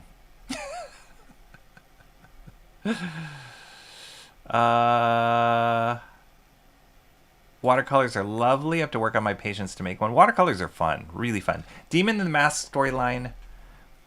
Calling it that Howard adopted an orphan Victor Von Doom. Calling it that Howard adopted an orphan Victor Von Doom from the real Tony. Died in childbirth and raised him as that Tony Stark.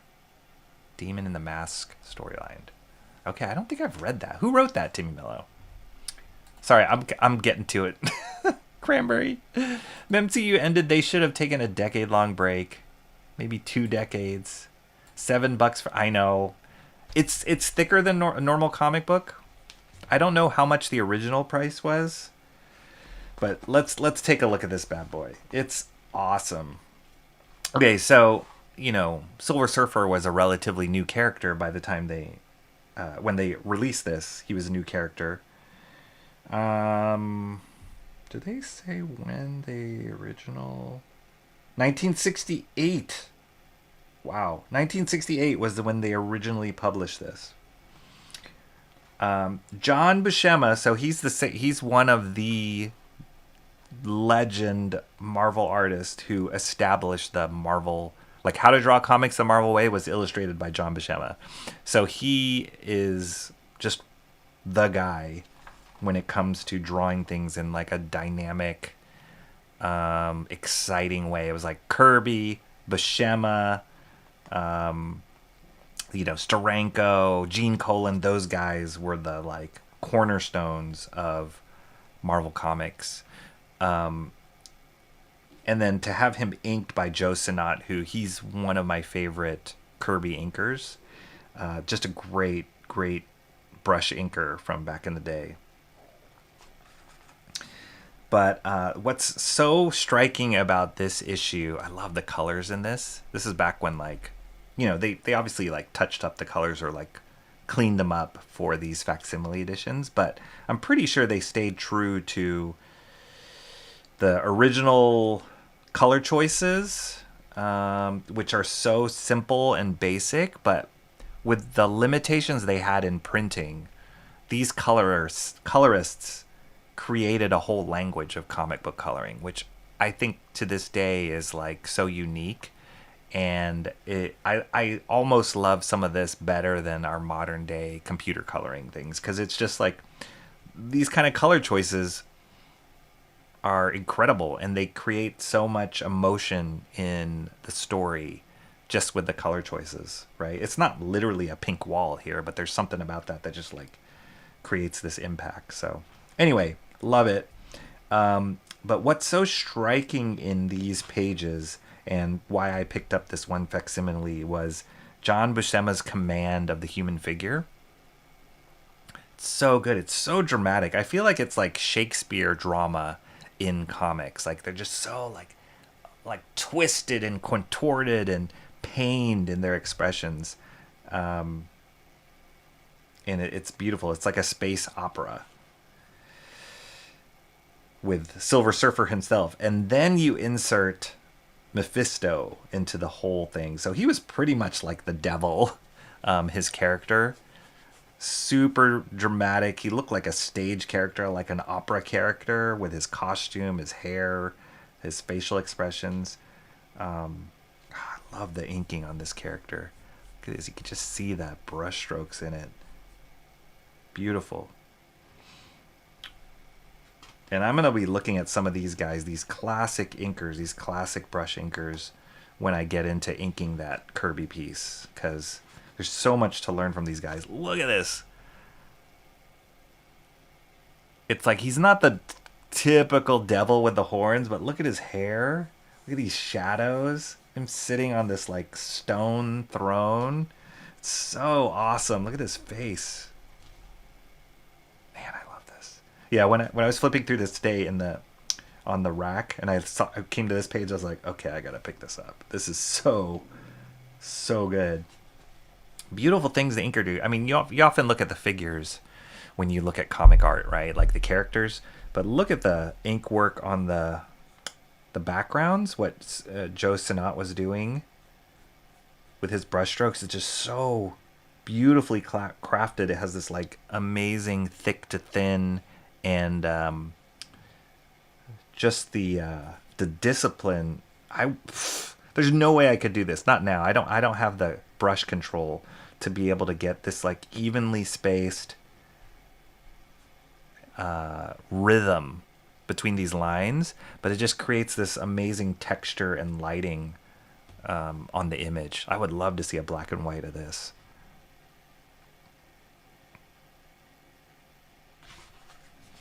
Look at this pose. Fantastic. So you have Mephisto in these like reds, these warm colors. You know, he's this devil. Reds, yellow highlight here, this pop of yellow right there, and then this green back here, like just pushes that background way back there. These like screaming demon spirits back here.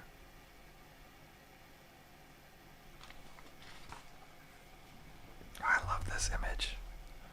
This cool color with the red. It's just red.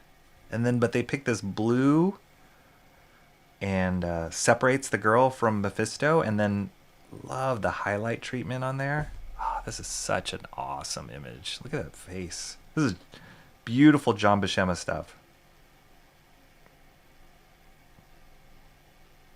And all this posing.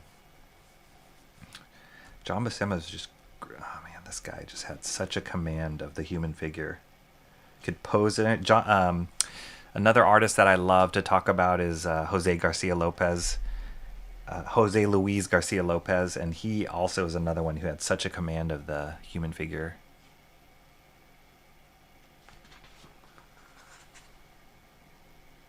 Look at these crazy colors. It's awesome.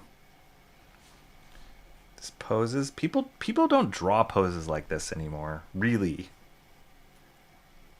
Like you can just the pain that Silver Surfer's, the agony, even these like background characters, like all of them are different. They all have different look.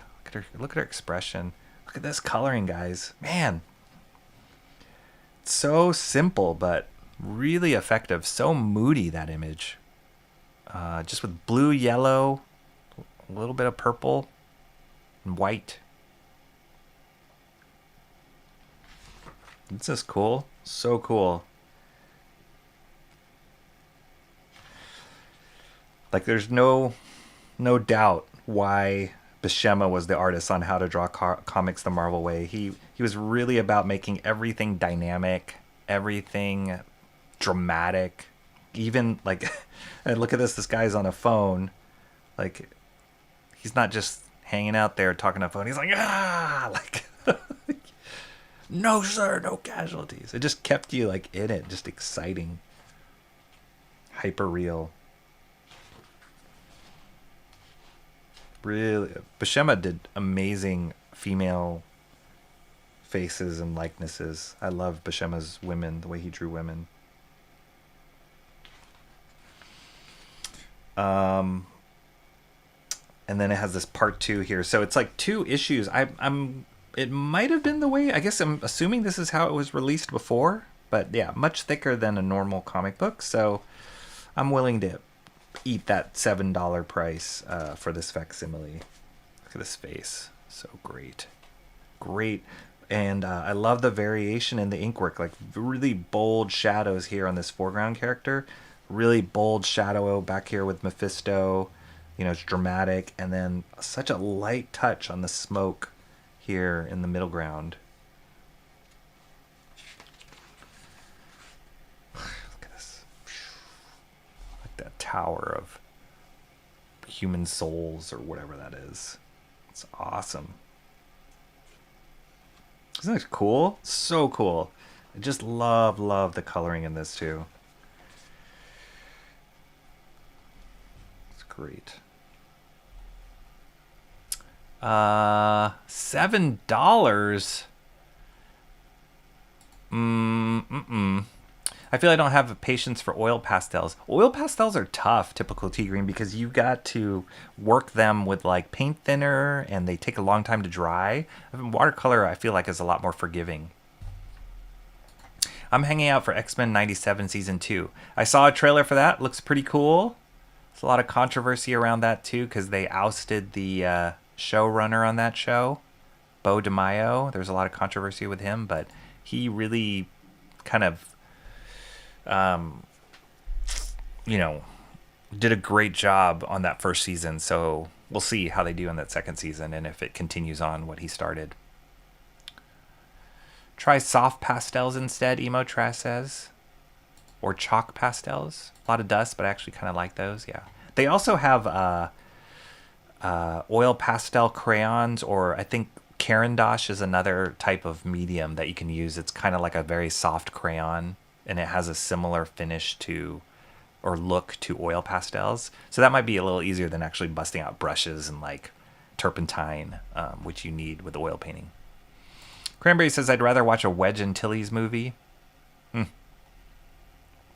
I tried chalk pastels a while ago. If I had used them correctly, I probably would have liked my results. Rocky, you're doing too much. I am? I walked through Meanjin City. There wasn't many bogans today. I can do both in quick succession because both interest me, humor and theological stuff, Rocky. Okay. Nice. Rocky should make his current master study even more challenging with screen toning. No. Not on a double page spread by Kirby. No way. You have to be unafraid of blending the chalk pastels and using all the colors. All of them.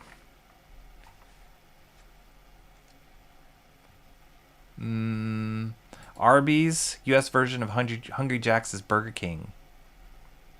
I didn't know they called it Hungry Jack's overseas. Like McDonald's stays McDonald's overseas. I like the name Hungry Jack's. Don't they have Hungry Jack pancakes here? Like that brand? Correction, It's a Demon in an Armor was written by David Michelinie, Bob Layton, and penciled by Graham Nolan. Oh! No kidding. Graham Nolan. No joke.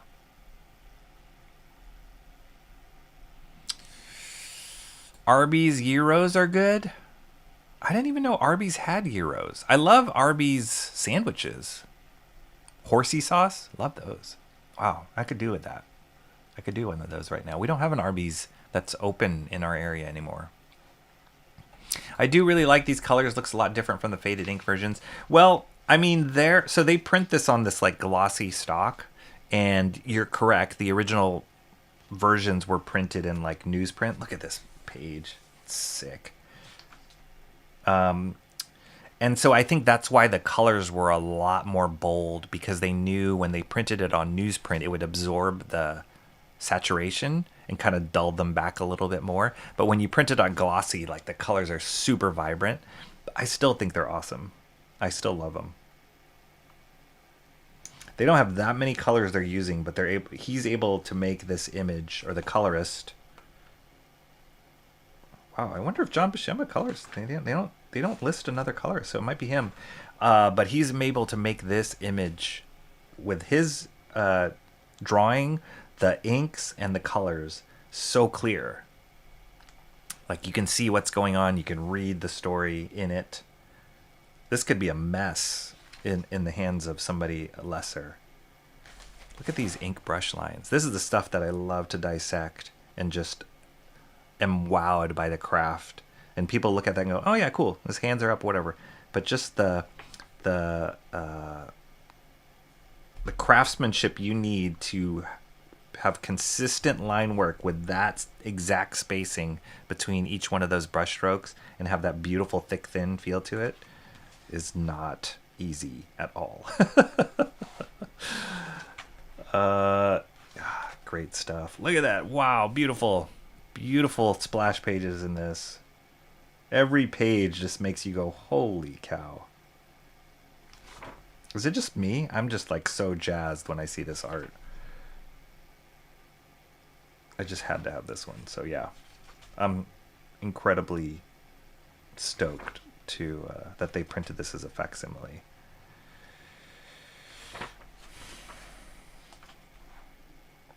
I love the interaction to see this like silver, white, chrome character next to this like blood red devil character. It's such a cool like good versus evil imagery.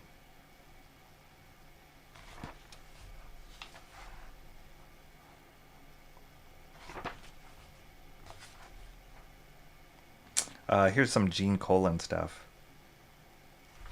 So yeah, you can see a little bit of the difference between Buscema and Colan. Gene Colan had more of a realistic flair to his stuff. Like Neil Adams was really influenced by Gene Colan. I've seen some Gene Colan originals in person. They're amazing. But I love Buscema. Buscema's really like pushing more into stylized superhero stuff. This is probably older in Gene Colan's career too. I don't like the inker as much on this one. What's the inker? Paul Reinman. I haven't heard of him. Anyway, this was one of the comics I picked up today. Super awesome. If you love Buscema's work, this is pretty classic. And it's just got amazing examples of just a comic artist. Like, beautiful, beautiful stuff. Silver Surfer issue 3. We won't be voting today. Whoa! What was that? We won't be voting today, guys, because I don't have enough books to really vote on. But, yeah. And also I'm on the right computer where we do the voting. Colors are wild because it's the swinging 60s, Jeffrey Beat says. Especially when they're printed on Baxter paper, they jump off the page. The colorist is probably on LSD. I think it was Buscema.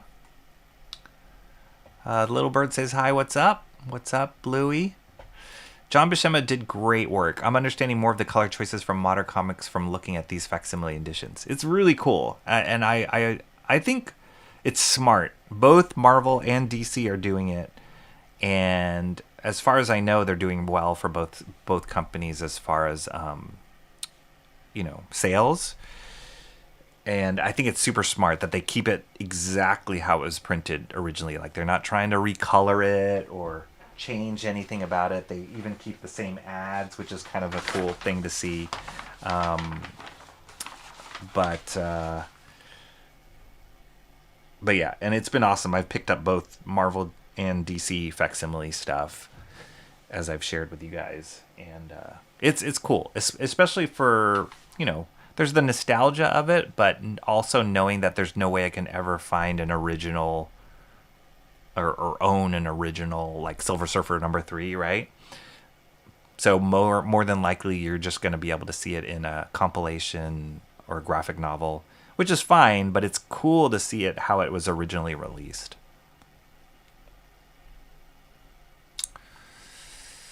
Posted a photo of me and Michelle's pup Remy on the Discord page. Neither of us have a bird emo. I haven't had a pet bird since I was a kid. Yeah, it was a great picture, Mark.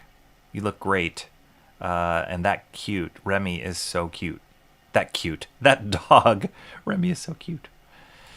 If it's double the page count, I can see the price. Yeah. With watercolor, you can just build up from light to dark. Yeah.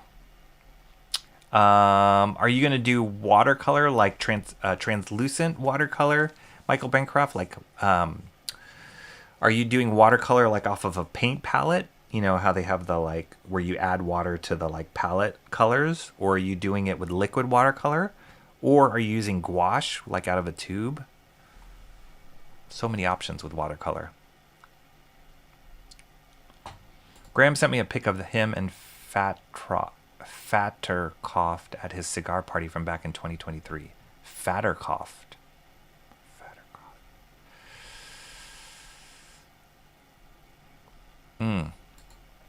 They're like a more adult version of crayons with a more complex colors. They were created because Japanese school children didn't have good option for crayons unless they went with American crayons. Right. Graham is a total legend, and for his age, he really takes care of himself. By guy. The pictures I've seen of Graham Nolan, like that dude is jacked. So yeah, he does take care of himself. We chatted a little about fitness and working out. Nice. Fat Croft, Bancroft's arch nemesis. Rocky's throwing things? No. Marvel limited color palette is iconic. Yes. No, I won't change the thumbnail. We'll keep it the Master Study thumbnail. Rocky's that angry about not voting. Why he's throwing things. Did I throw something? Come on, guys. This is technically my second bird. Oh.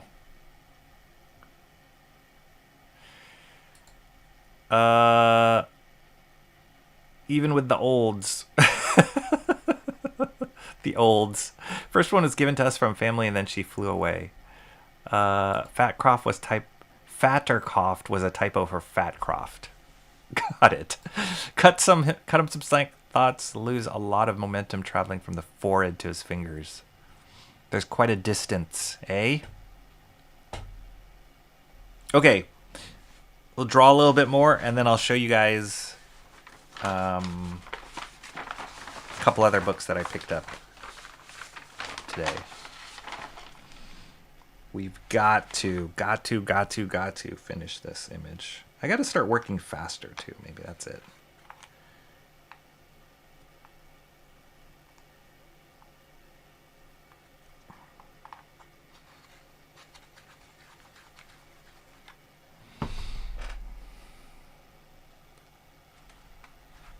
I'm going to use the blocks called Kuretake Gansai Tambi watercolor pan. It's the kind you put water into. Oh, cool. Kuretake's great. Great brand. I use a lot of their, like, ink pens. They're known for their ink pens.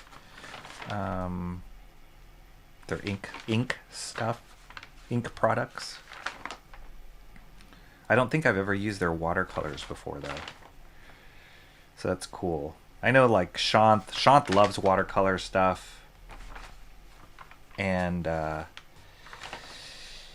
he always talks about the Pelican watercolor palette or whatever. I think he's used that as long as I've known him, and he still uses it to this day. So like for his book, I mean, he mixes it with like acrylics, but for his book Nosfero, the Cryptwalker, which you can still back, his Second Chance campaign and his Artist Edition campaign, I believe, is still open. He painted all those with watercolors and acrylics. It's great. He gets some great, vivid, beautiful colors with that.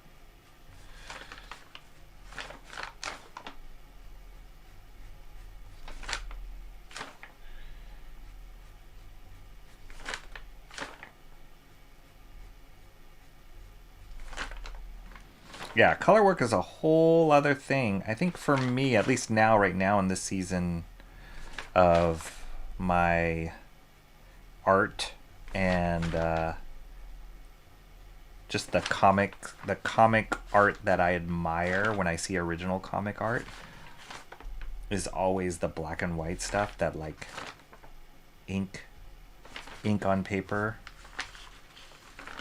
So that's kind of what I focus on myself. But yeah, coloring is a whole other discipline.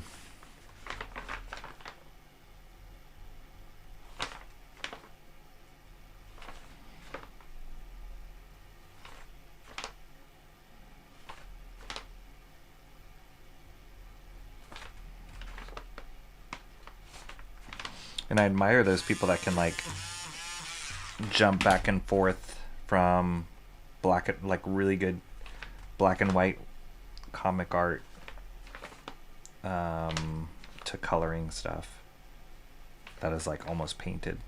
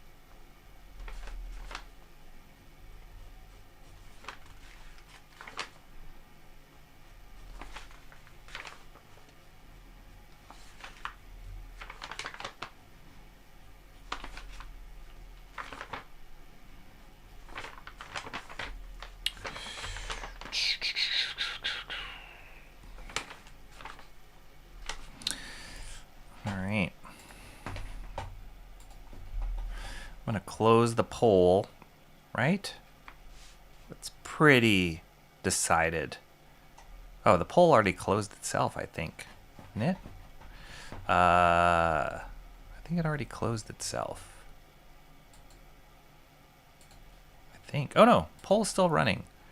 18 votes, 83% GIF over 17% GIF.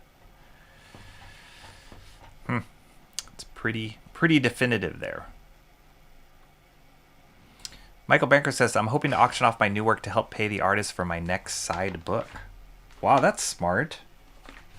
Cool.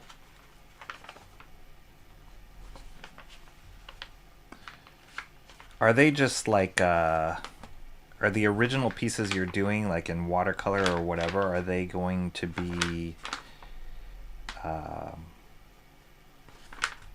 just like pinup images or something? They're not sequential art, right?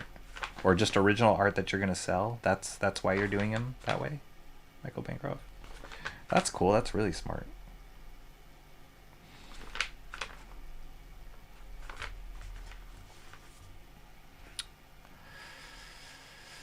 Typical T Green says, I should have started painting and then I wouldn't be sleepy. I walked out of the room with Remy, missed what was probably an interesting comment on my Web 1 to watercolor suggestion. It wasn't that interesting, what we said. Awesome One said, has this been about a month on this drawing? Yes, Awesome One. At the very least. Yes! That's awesome! Way more than a month. And I apologize to all y'alls, because it has been super long. And a lot of that has to do with my schedule. A lot of that has to do with just the size of the image. I mistakenly thought I would be able to get through the pencils. Oh wow, that's super off. I would be able to get through the pencils fast, and that it would be the inks that would take me long on this image, but pencils have proven I'm going pretty tight on these pencils too, but the pencils have proven to be a lot harder than I was anticipating.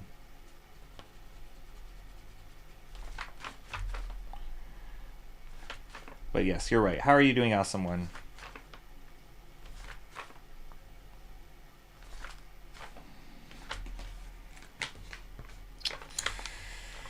Wow, I am really off register on this part with the drawing.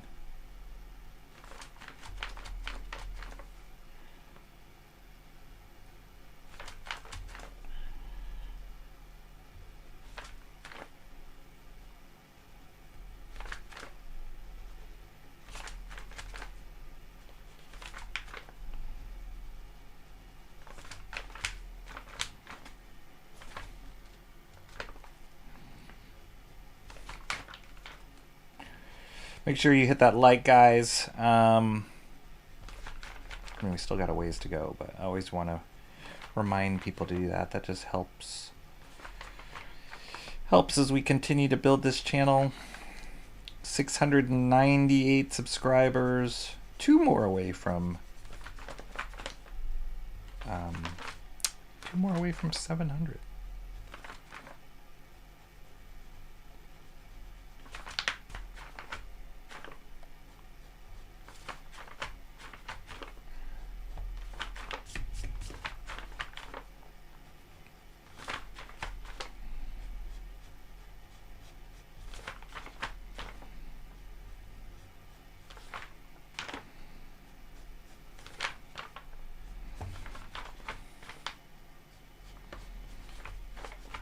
Okay, let me finish this holster and some of this. Oh gosh, this is arm and his glove. I finished that, and then yeah,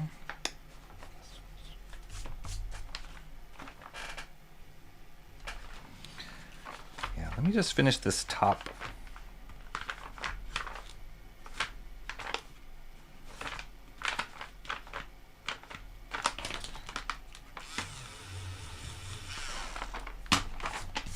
I can finish this. We'll look at a comic. I'll finish a little bit of this. That's almost done.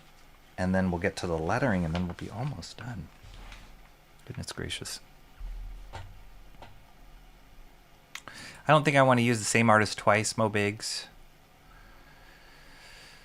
Jeff wins. GIF wins. GIF. 18 votes. Yeah, let's just call it 83% GIF. GIF wins over GIF. Sorry, Cranberry Landers. Do another poll. Should I add screen toning to this page? Yes or no? No. I'm going to say a big no on that. Love banana bread. That's awesome. They're character pieces for the book. I can manage. I'd like to try some pieces depicting key scenes too, but we'll see about that. You know, one thing I love about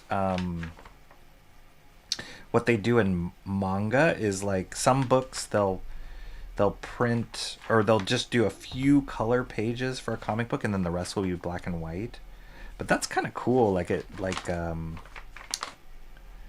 you know, they don't have the budget to paint the whole thing, or I don't even know what the reasoning is. I'm assuming it's like a budgetary thing. And so they'll just do like the first intro pages in full color, sometimes even painted, and then the rest of the book they do in black and white ink work. So I think that's cool. You can do something like that. I mean, I don't know what you have planned. Just an idea. But I love that. It's like it's enough color work to kind of set up the language, the visual language of the world and the characters and what have you, and then the reader's imagination kind of fills in the rest for when you go to black and white.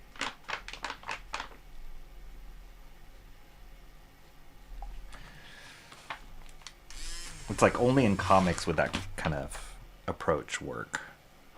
Like, you couldn't do that in a TV show. I mean, I guess you could, but it would be weird if you did that in like a TV show.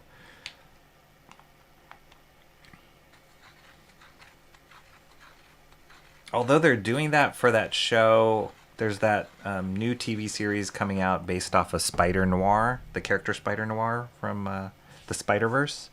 And I think they're releasing it both in color, a color version of it, and a black and white version, which I don't know why they would do that. Because it's supposed to be noir, so it's black and white. But whatever. We'll see. The story better be good enough for me to watch it twice.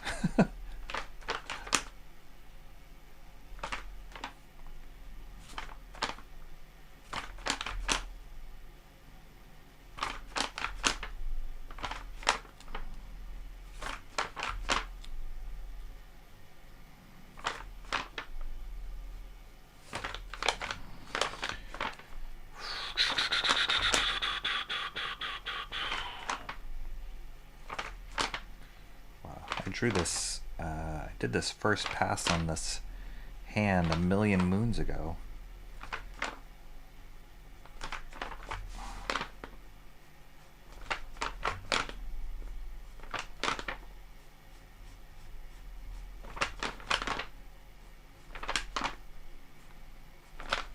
Yeah, I've said this a number of times, but Kirby would just, he would favor putting down lines and marks for the energy that it brings to the image, the like motion that it brings to the image, as opposed to like accurate lighting or texture or whatever. He just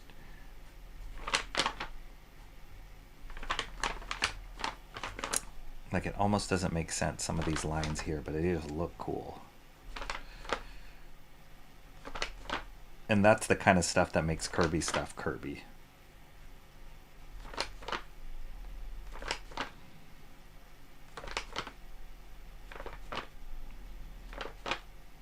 There's only a handful of artists that I know that are able to, that are influenced by Kirby and able to inject some of that into their own stuff.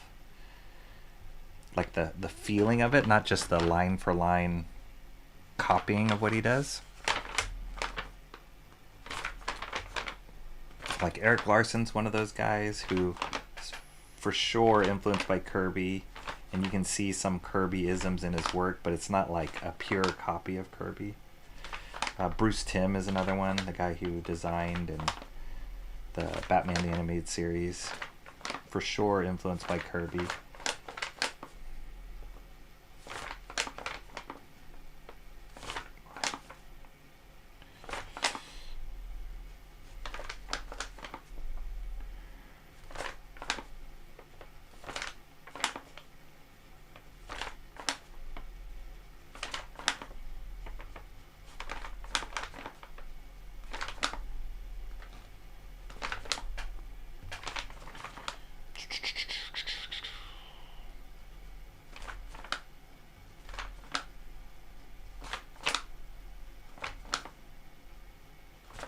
I love the way Kirby simplified armor too.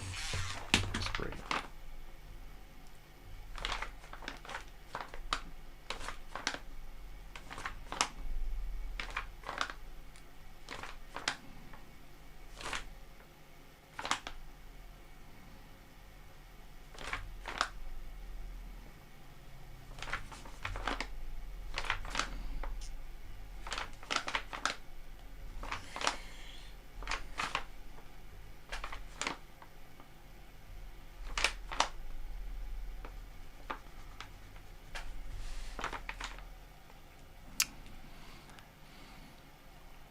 All right, I'm off for my morning constitutional. See you later. See ya, Michael Bancroft. Thanks for stopping in. Awesome. And whatever you do, don't tell Jay Ryan that if you add nuts to the banana bread. 2 more subs. Come on. Do you ever watch Jay Ryan? I do. I do watch Jay Ryan. Jay Ryan's been doing some cool art streams lately.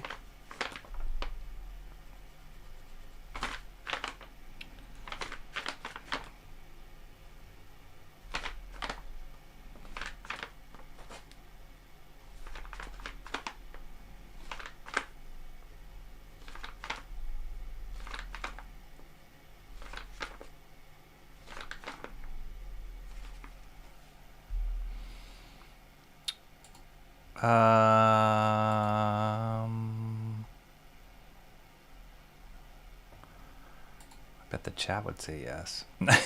They'll color a few pages, leave the rest black and white. That's cool. What's cool about it? I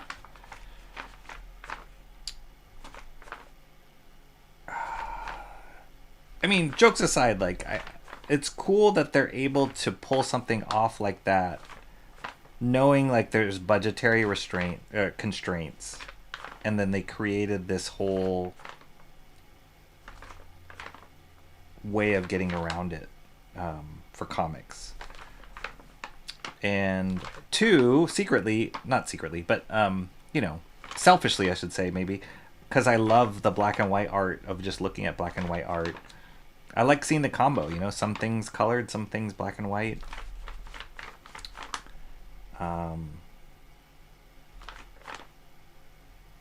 Even in the hands of some of the best colorists, you just lose some of the beauty of the black and white art when it's colored. And so I like to see it both. It's kind of cool to see a character all fully colored as the artist interprets it, but then I love seeing through the lens of black and white comic art how they interpret it as well. Would I like if they had all the budget in the world, would I like to see it fully colored? I don't know. Just because you can doesn't mean you should,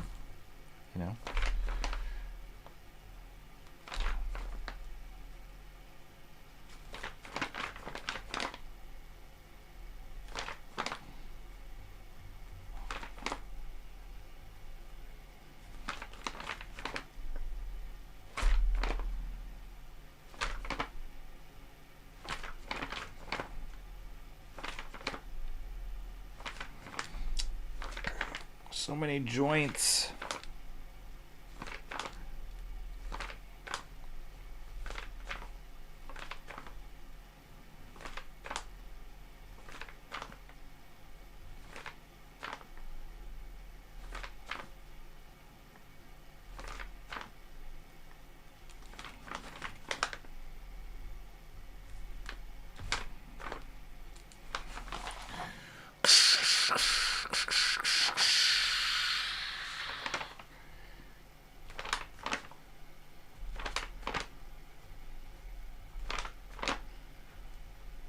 So cool. It creates this armored hand showing these segments, and then he adds these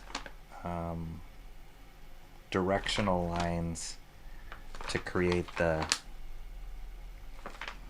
like slope, the dimensionality on it.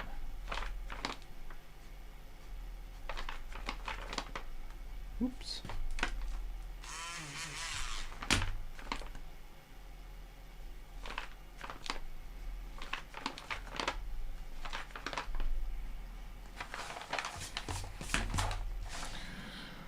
Doom. We buy bananas but never eat them, so I wait till they're nearly black to make bread. I know. My house is like that too. My wife's always telling me, oh, we need bananas. And then when I get them, I always try and get like the right number that people will eat them when they're ripe. I like bananas the second bananas turn brown, I'm not touching them. So I like them like right as they're slightly green, turning yellow. That's like ideal banana ripeness for me, and I will just eat them like that. But it's always this like trick of getting the right number of bananas before they start over ripening. And once one of those bananas starts ripening, the whole batch is gonna follow suit pretty fast. So inevitably we end up with overripe bananas, and then I just freeze them after a certain point, and we have a whole Ziploc bag of like frozen bananas in our freezer. So my wife will make banana bread, or she'll throw them in a smoothie or something. But yeah, it's a tough balancing act.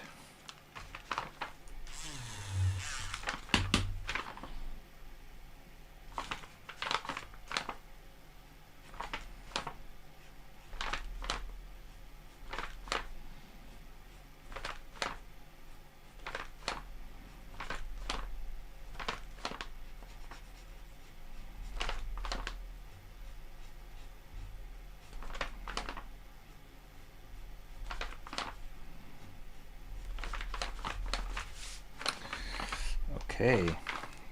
Almost. This hand.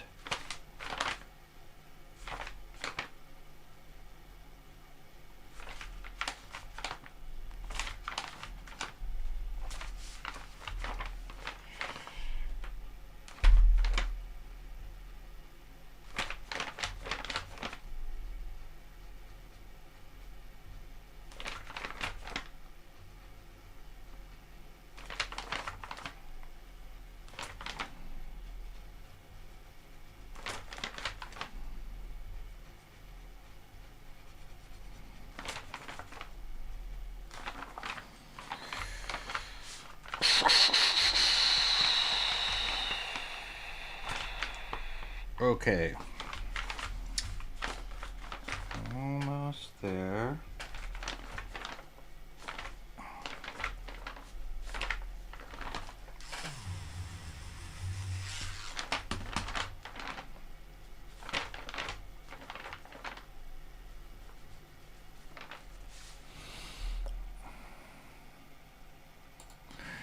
They don't have the budget to do the whole thing color. Meanwhile, OMG, the manga industry is a billion times bigger than comics.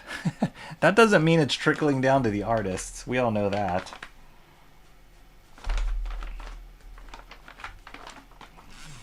That does not translate to the artists.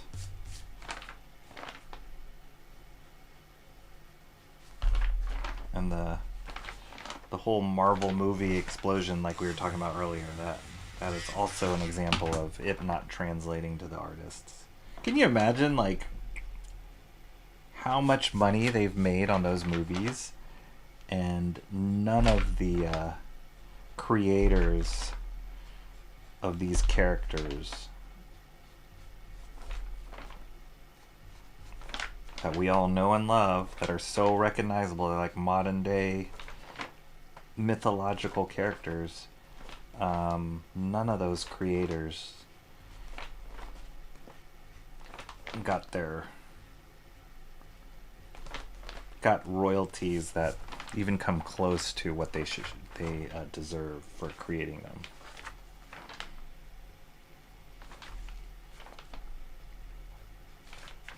That's why the independent movement in comics is so important, or any kind of creative field. It's really important. And not just now, but like over the course of history, those creators are always super important. Like the Will Eisners and the Eastman and Lairds.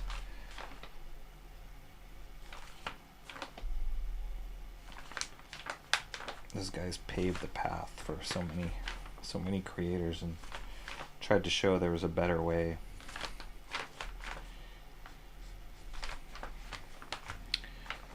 But it ain't easy.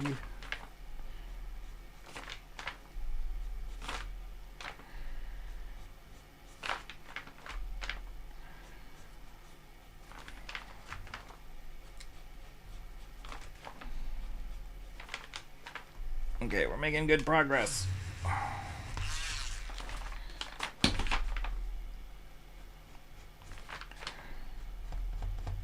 Just check, make sure I don't have any. Oh dear.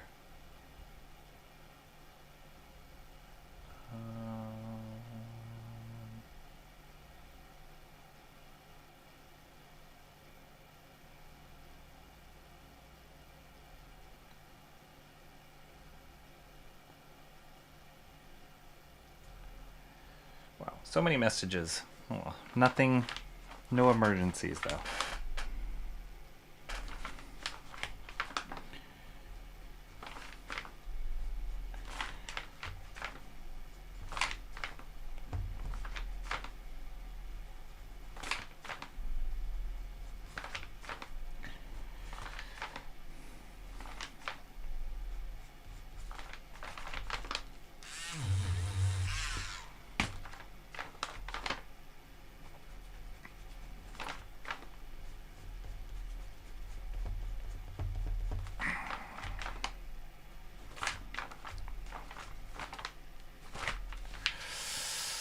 So good when they are real ripe for the bread.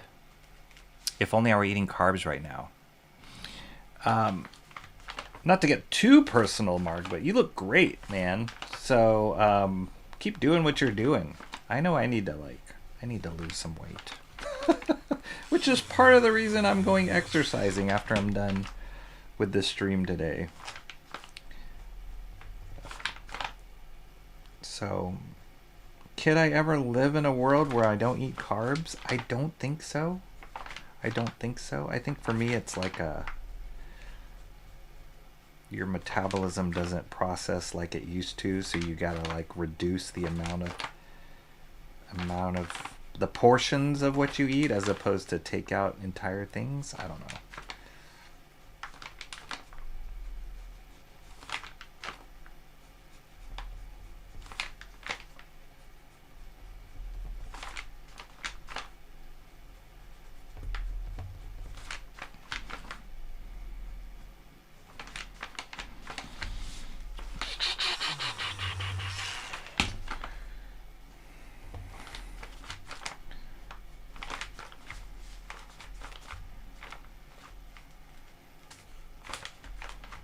Wow, that hand is a bit off, but it's okay. I'm not changing it.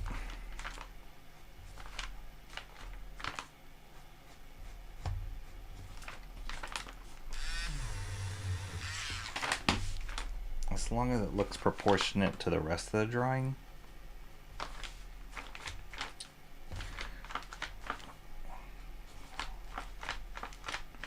We'll go for that.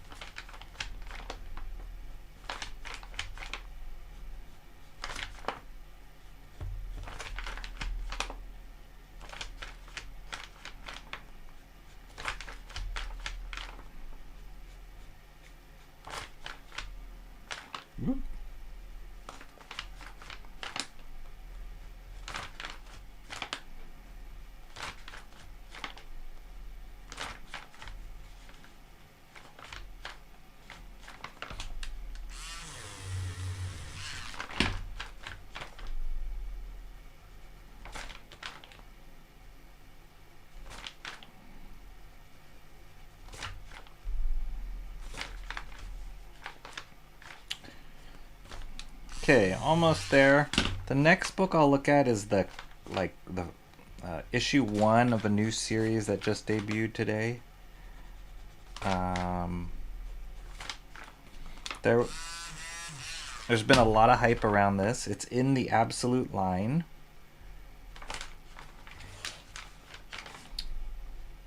I think it's a 6-issue mini-series, or series, 6-issue series, not an ongoing series. And I read an interview, or listened to an interview with the artist. And he originally, I think, was supposed to draw Absolute Superman. But then something happened in the area that he lived, and so he wasn't able to do it. So then when this series got talked about, his name came up again to be an artist. So we'll look at that in a second. Once I finish this section. 'Cause I am determined to get the pencils done today.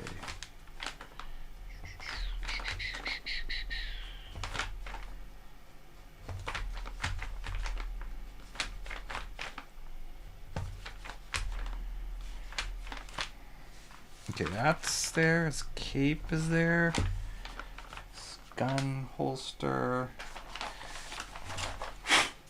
Got this part of his cape, and then we'll take a comic break.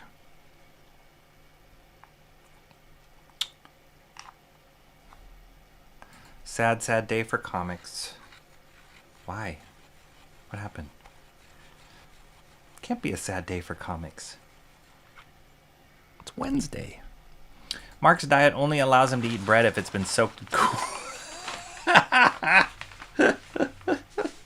That's right. Are kulickles considered a carb? Isn't the amount of sugar in a kulickle equal to like 4 loaves of bread?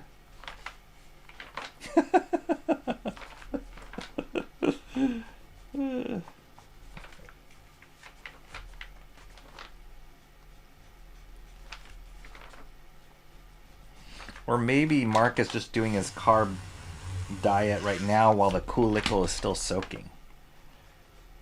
Then he'll break it when it becomes ready to eat.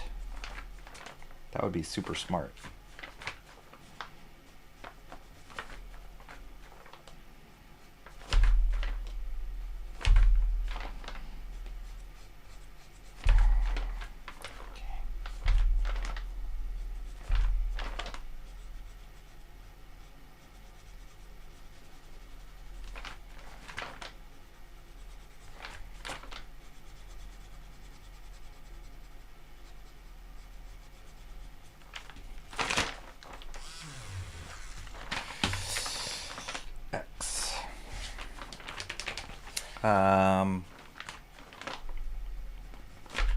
Just in case nobody knows, wherever I put an X, I just intend it to be all black. Just so you don't have to spend the time filling in the black in that area. That's what pencilers would do to like annotate it for inkers.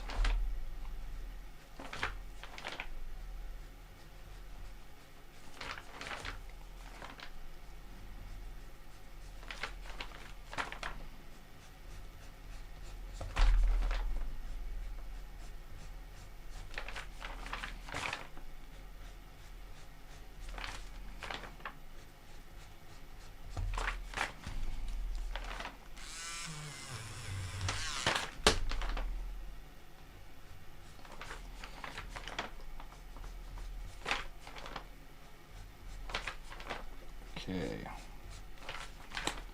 last little bit here.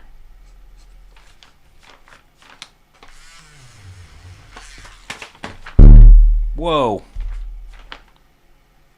Sorry about that.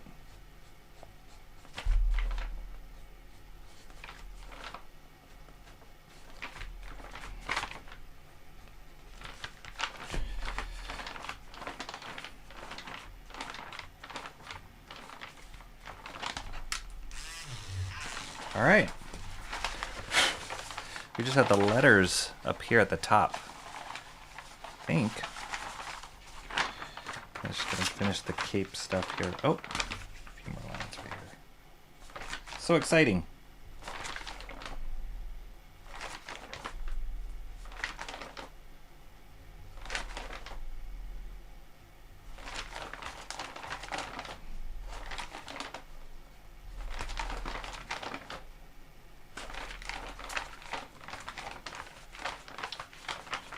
This is done.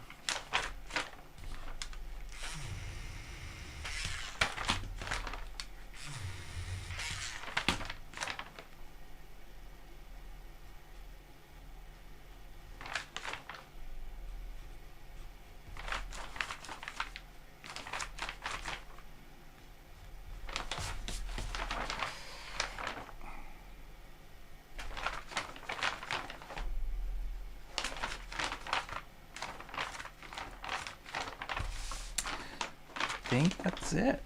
I think that's it for this top half, and I just got a little bit else in the bottom half. There it is. Top half. Except for the lettering. Looks cool.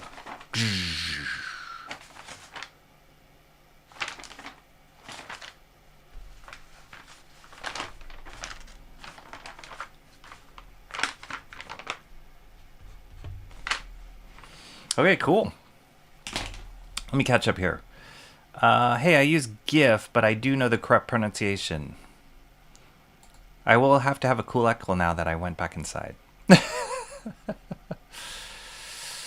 Sugar-free Kool-Aid, though. That's like an oxymoron. The black and white version of the Star Wars prequels looked great. The black and white version of the Star Wars prequels looked great. The movie, or was there a comic? There's a manga edition of Star Wars, the original Star Wars, that was released on, I don't know if it was Kickstarter or another crowdfunding site. But now they're gonna they have like a more global or mainstream launch where you can just buy it online for a manga edition of the original Star Wars, and it's like an artist edition, so it's like you can see the original scans. I'm totally gonna get that. It looks amazing. I can't remember what the Japanese artist name was, but it looks really good. Typical Tea Green says, I'm eating hazelnut spread like Nutella.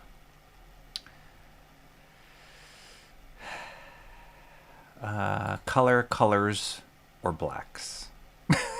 Jif is technically incorrect. It may feel, wow, you guys are still having this conversation. It may feel right in your heart because of the creator's slip of the tongue, but as they say in the hood, the hard G is a hard G.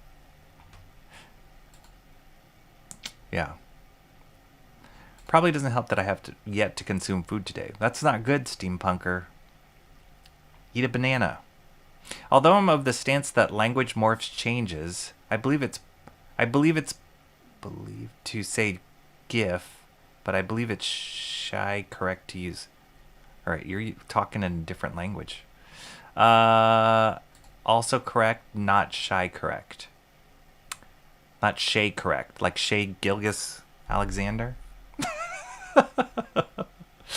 As the original creator of that sentence, I must respect your choice. That also is pronounced shy. How about some sugar-free Jello or Calicles? Shy guy. Hang in there, typical Tea Green. Shank grew. Shanker. Cranberry, add the sugar back into it and I'd consider it. Even the page flipping is relaxing. I gotta start like making crazy, like unexpected noises. Like hitting my mic. Wake up. Tea Green, wake up. Kind of in the mood for fresh rolls at the moment. Nice. That sounds good. Mark says, gotta run, everyone. Have a good week. See you later, Mark's Music Obsession. Thanks for stopping in. Say hello to Michelle for us. That's right. That's right. Banana bread, smoothies. Love the sound effects. Lack of royalties thing is total shame. Yes. Hence why they change so much of the movies about the characters' places, also because their writers are lazy and don't care about the source material. I always hate that stuff. I also need the exercise after the stream. I always hate that stuff where they are like, it has something to do with copyrights or public domain, right? Isn't that part of the reason why they keep launching these remakes? These big companies do these remakes is to get around the like laws for copyrights or public domains. Somebody tell me. I know I'm scratching at it. I don't know exactly the reasoning, but it's like you have to do a new iteration of it every X amount of years so that you can renew the copyright or something. So it's kind of crazy. I like to be outside and do, like, I can't stand treadmills, that kind of stuff, or like even stationary bikes. It's just not me. I have to be outside. I have to be doing something active, seeing things while I'm doing my exercise. I don't like gyms for that very reason. Portion seems like the best method. Yeah, that's what I keep telling myself. Rocky, I have a question. How often do you have dreams that feature this drawing? Not very often. One time I had... Tea Green, do I hear soft snoring over there? One time I had a dream, just recently I had a dream where I had this like distinct smell of garlic in the dream. It was kind of crazy. I think it was because my wife told me before she went to bed, like something about the garlic, or like make sure you close the garlic or cover the garlic in our fridge. But then I had these vivid dreams of garlic. I kept waking up to the smell of garlic. It was really weird. Mark uses sugar-free Kool-Aid, Rocky. Doesn't sound good. Currently cloudy outside. Love it. Did you hit the mic? I did. Yes, we did used to have a lot more of those. That's awesome. Wow, I always wondered what it would be like to read Star Wars backwards if everyone had huge eyes. No, you should look it up, Mo Biggs. It looks amazing. I'll even drop the link in the chat because I saw the Kickstarter campaign for it, and I didn't move fast enough on it. I kind of wish I did, but I was pleasantly surprised when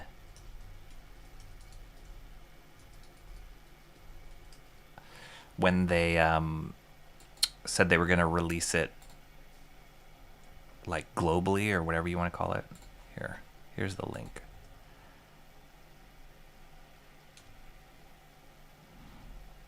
Ah, dang it. How do I copy link?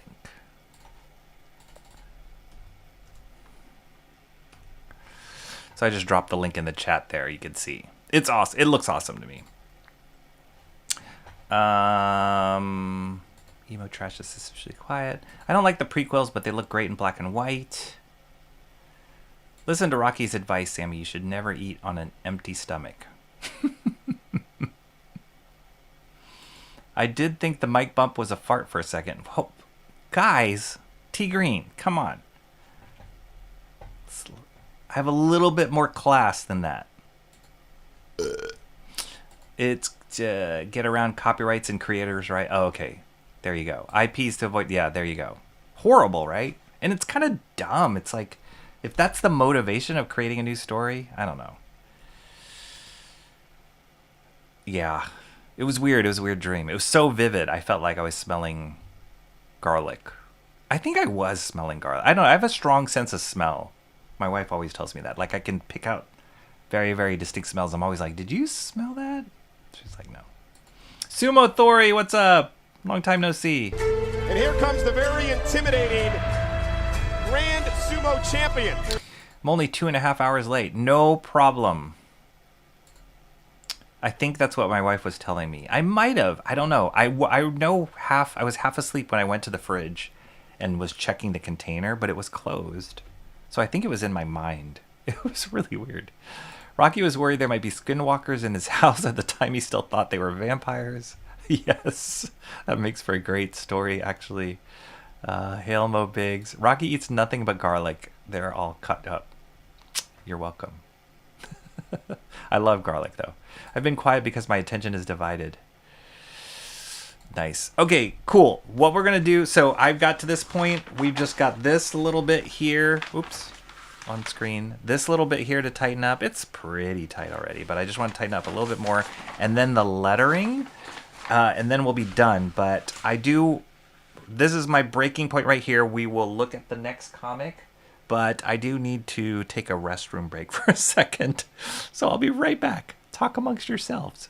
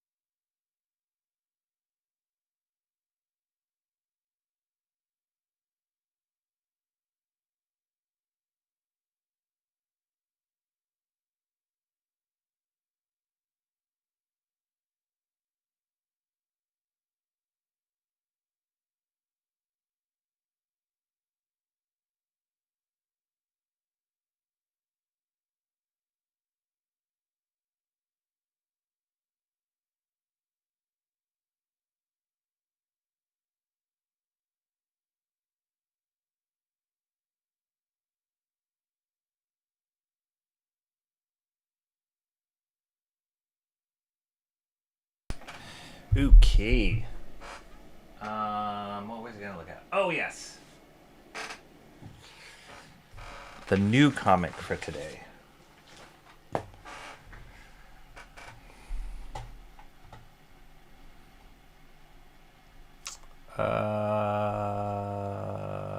Let's see. Jeopardy music. I know, I need to get some good Jeopardy music here. Mom's got her friend over to do her nails, and they're here at the table. Nice. They're not watching us, are they? There's the music. Okay, fresh spring rolls are in the making. Nice. Yeah, that's right. Can you make some for the rest of us? Okay, so this is the new Absolute book. Let me try and get some of this light off of it. This is the new Absolute book that came out today. Absolute Green Arrow. There's a lot of hype around this. Because it's kind of like a darker turn to Green Arrow. The character Green Arrow has a little bit of a horror vibe in it. The writer, his name is, I think we talked about this writer, Pornsak Pishishot. I don't know how to pronounce his last name. And the artist is Raphael Albuquerque, who, as I had mentioned before, I think he was originally slated to be the artist on Absolute Superman.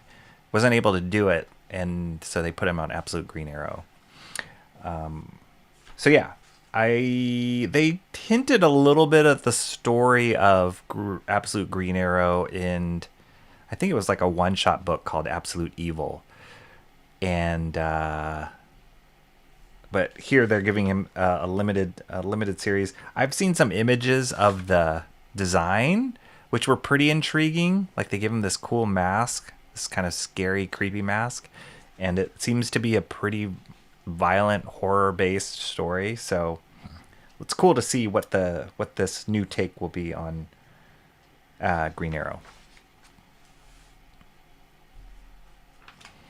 And already we got arrows in temples of people's heads.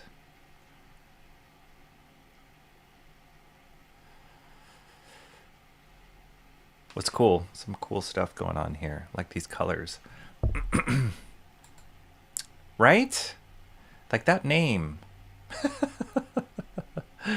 Absolute Green Arrow. Yes, yes, yes. Short-sighted mangas give more rights to the creators, or try to chip them less, and they do great financially. Probably better to draw in talent with good incentives, compensation. Okay, good. Absolute SpongeBob. That would be amazing. Sorry, Rocky, you got in too late. I said I'd make enough for me and T Green. Dang it! Absolute Black Canary, likely modeled after Rhea Ripley in her blonde era. Did you read this book yet, Timmy Mello? Thank you. I'll take you up on that, steampunker. He used the hatred from his parents to fuel the creative energy behind this story. For naming him Pornsak? Maybe. Awesome one. Gifted chili. Gifted what? Sent chili for 6 jewels. What does that even mean? I don't even know what that means, awesome one. But thank you, I think. Thank you. I kind of love it. Let's go.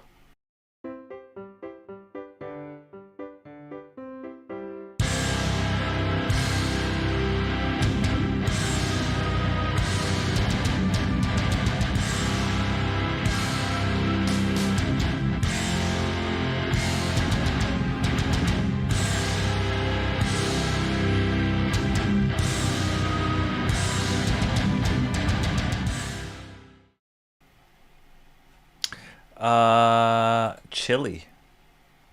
Awesome says it's not real money. That's okay. It's okay. I'll take it. 6 jewels, whatever that might mean. That's worth something to me. Awesome one. I love this comment here. Sumo Authority says, could have been Ballsack, I guess. Who knows? Maybe he has a brother.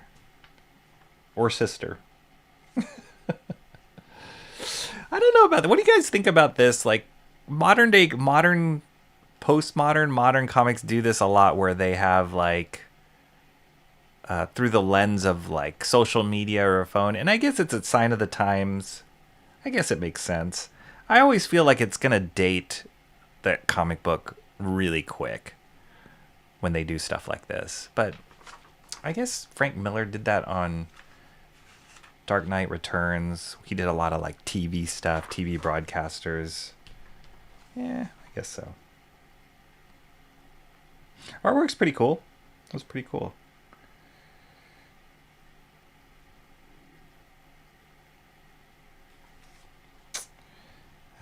Here's the girl with the short hair and the bangs on one side.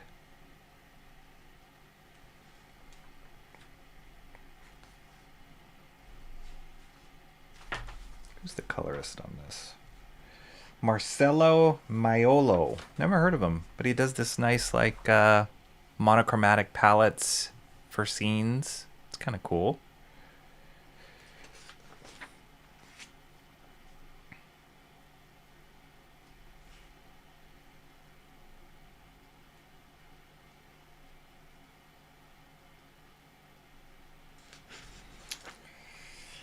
I'm just guessing it's going to be a lot of stories about like against the huge corporations of blah blah blah. Just feels like that. Ugh.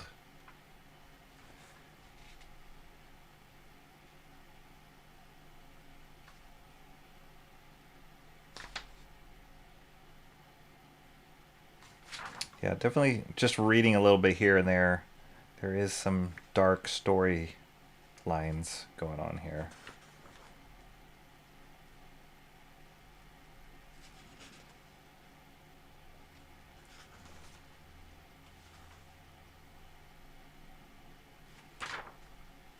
I mean, horror comics are huge this day, so I can see why they're leaning into it for one of the characters in this Absolute line. And even in the mainstay books, all the Absolute books, they do have a darker side to them. It's kind of cool. This is kind of the reason why I was interested in this book, is this iteration of Green Arrow. Like, super vigilante.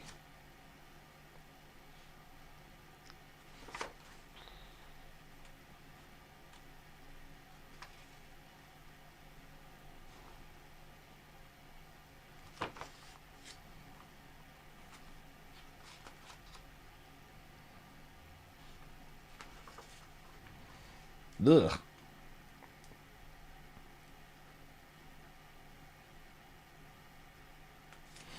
Weird stuff going on here. Awesome one gifted a floating heart for 10 jewels. Again, don't have any idea what that means.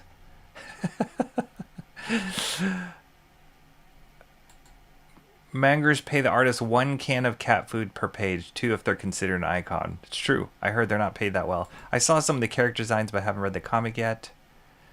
Evil Kiwi is welcome regardless. That's right. That's right. Hopefully you get 2 more subscribers. That's right. Can we get 2 more subscribers? I think we're still at 698. We're still at 698. Button next to member emotes and super chat to send jewel emojis. Oh, how would this date the comic? It will remain just as relevant as when the Riddler used those fidget spinners. I think it could look good, be done well some ways. I know they did it for, oh, this is cool. This is a preview for Superman Father of Tomorrow. This is, I'm interested about this book. It's drawn by an artist named Danny Earls. I've talked about Danny a long time ago in past streams. He was a guy who started off as a professional soccer player and was pretty successful at it. He's an Irish guy. Made his career as a soccer player and then retired and always wanted to become a comic book artist, and he just worked his tail off. And so now he's getting his shot, and he's had like short stories here and there, one shots, done a bunch of covers.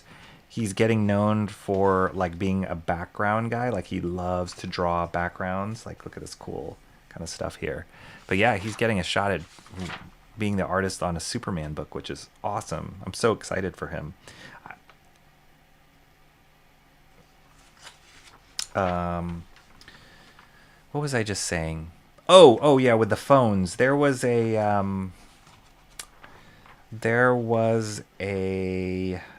series, a Batgirl series called Batgirl of Burnside. I think we've looked at it before. Drawn by an artist named Babs Tarr. They used a lot of like social media stuff, mobile phone stuff. It was okay. I guess I'm more of like a purist that way, but it does feel a little bit dated if you have to use those devices in the storytelling. That's just me.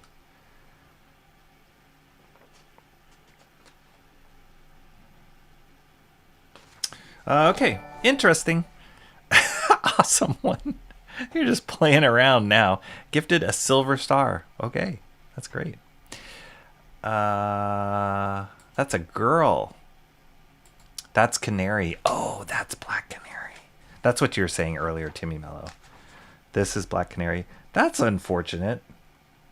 I don't know the version of Black Canary that you referenced, but Black Canary for me is like the long, blonde, wavy hair, the like Alex Toth version of Black Canary.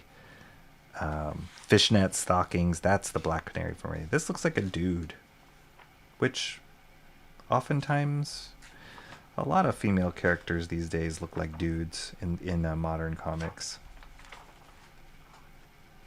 All right. Well, we'll see. We'll see. I love this. This is kind of cool. This is what I'm waiting for. So we'll see how the rest of the story builds up to it. If it's worth it. If the story itself is worth it for me. I think artwork's fine. But if the story is worth it for me to continue. Again, this is a 6-issue series, so stay tuned to see. There is a lot of hype on this. There has been a lot of hype on this book, so we'll see if it lives up to the hype. This is the book, actually, I thought when I saw that line around the block at my comic store, I was like, is it for Absolute Green Arrow? Really? Is it that popular? Yeah, she's jacked like Arnold. Typical T Green says, why do my legs ache? I don't know. Sleepy? It's not like you'd be getting the best of the best spring rolls, Rocky. I'm out of cucumbers. Oh. A lot of face close-ups, yeah. Ripley is a female pro wrestler that's comparable to China of the 90s, is pretty close to a bodybuilder. Oh. I kind of wish it was a different character. If they're going to go that route, like China or whatever, if it wasn't Black Canary. Just because Black Canary is always this... Yeah, I have this very vivid image of what Black Canary looks like for me, so... We'll see. Okay, wait. His bow is made of 2 swords with blades facing out. How does he draw that thing? Does it matter? Does it really matter? I don't think it matters. Let's see him, like, use those blades. Yeah. Come on. Yeah, what is he holding on to? Maybe he's got really thick gloves when he draws the bow. It's kind of cool. I kind of like it. I'm sending the cheapest emojis. Nice. Shades of Jor-El in the first Superman movie? Yes. That's actually what that story... I believe that's what that story is about. Backgrounds, not Rob Liefeld. I'm kind of glad Mark left before that smartphones panel. He would have just been confused. What is that technology? I like the L names. What I appreciate about the Silver Star is that it was yellow. I didn't even see the star in the chat. Oh, I see it now. It looks like a Mario star. The war in the male gaze continues. That bow design ruins it for me. Sumo Thor doesn't like the bow design. Really? It seems pretty absolute. It's like right up there with the like bat symbol on the chest, like Absolute Batman. Maybe this chick is a lesbian. Possibly. Doesn't look like it. if that was the same girl in bed with Ollie. But maybe I'm wrong about that. We'll see. We'll see as we read the story. Was Green Arrow in this book? I don't really want to look at stacked chicks with the faces of little children either. I worked security for an event for Ripley at a meet and greet a few years ago. She's big girl. Oh, okay. Did you watch did anybody watch the Netflix Gina Carano Ronda Rousey fight? I didn't watch any of the like hype that led up to it, but I saw it was live when I was watching, so I just clicked on it, and then before I knew it, they were already done. And I was like, what just happened? So for those of you who don't know, Ronda Rousey, it was like a 3-hour special, and the actual fight lasted like 14 seconds or something crazy like that. So it was kind of ridiculous, but I guess Ronda Rousey used her signature like arm breaker move that I saw a lot of people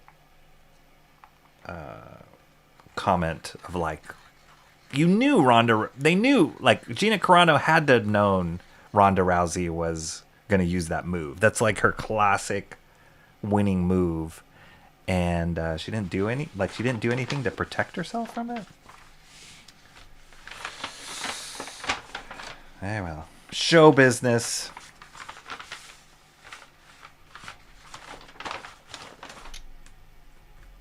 Oh, most of this is already drawn out. So this is probably the hardest part of the drawing to draw because it's right here on the seam. I can't even fold the paper to make this easier to flip. So just gonna have to awkwardly flip this. Usually back in old days in traditional animation, we would use what was called 12 field paper. So they'd have a certain size field guide that was called 12 field. It was probably pretty standard, but there would be some productions you'd work on, some shows or whatever, that used a 16 field size paper and guide, and it would be a lot harder because the paper was bigger. It'd be a lot harder to flip animation drawings when you were using 16 field stuff. That's what it feels like right now.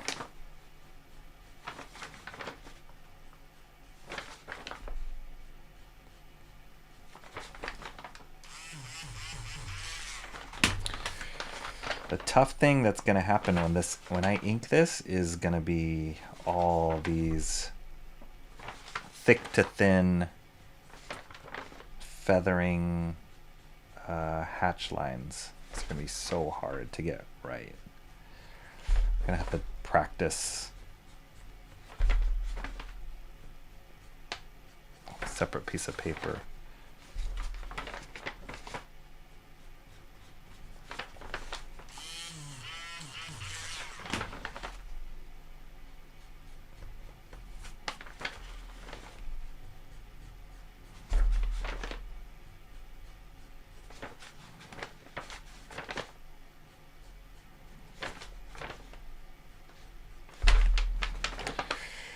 All right.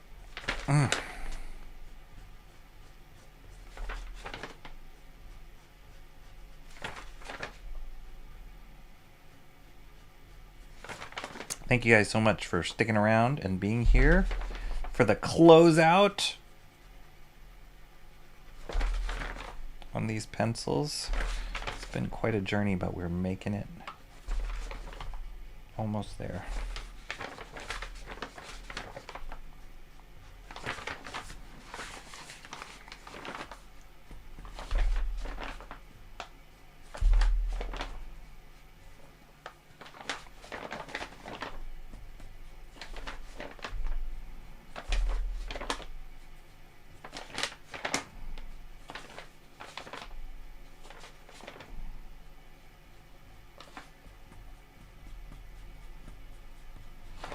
That seam is tough.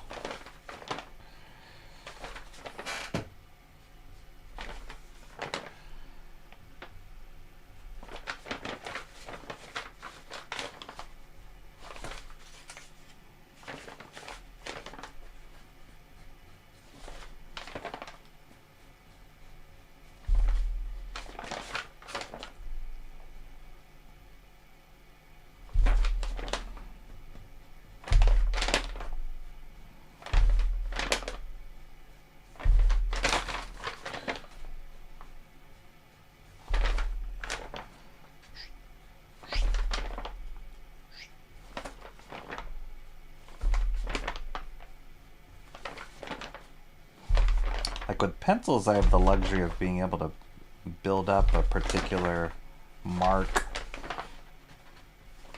from thick to thin, but with ink it's going to be a little bit harder. Something tells me I'm going to be using a lot of whiteout on this one.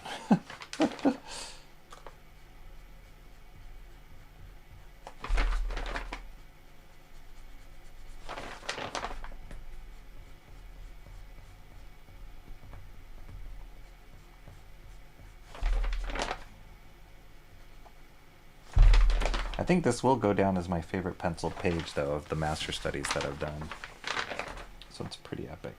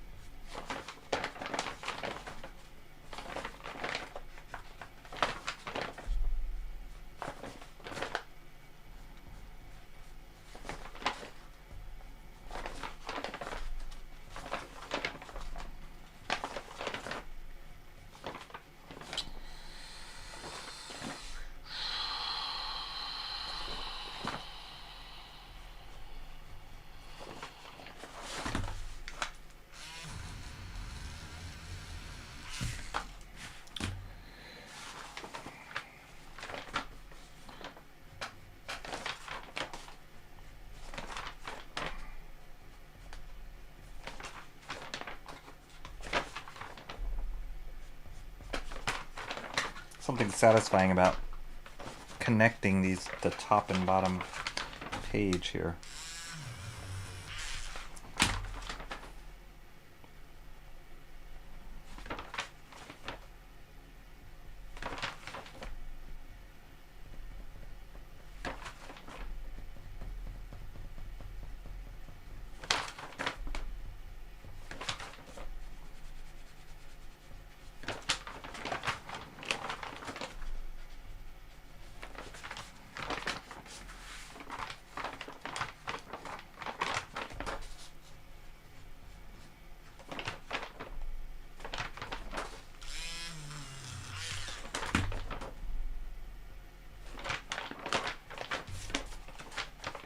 Okay.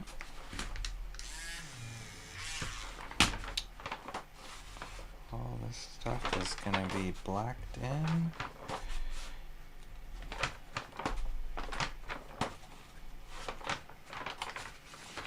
That's done.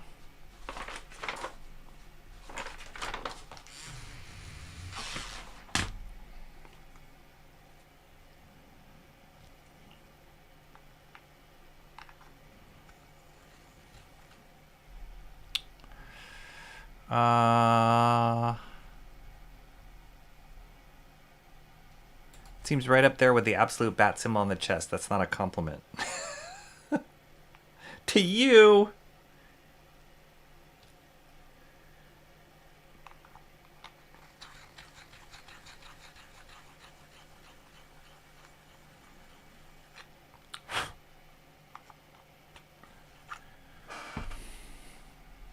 Sumo only likes big kahuna bows.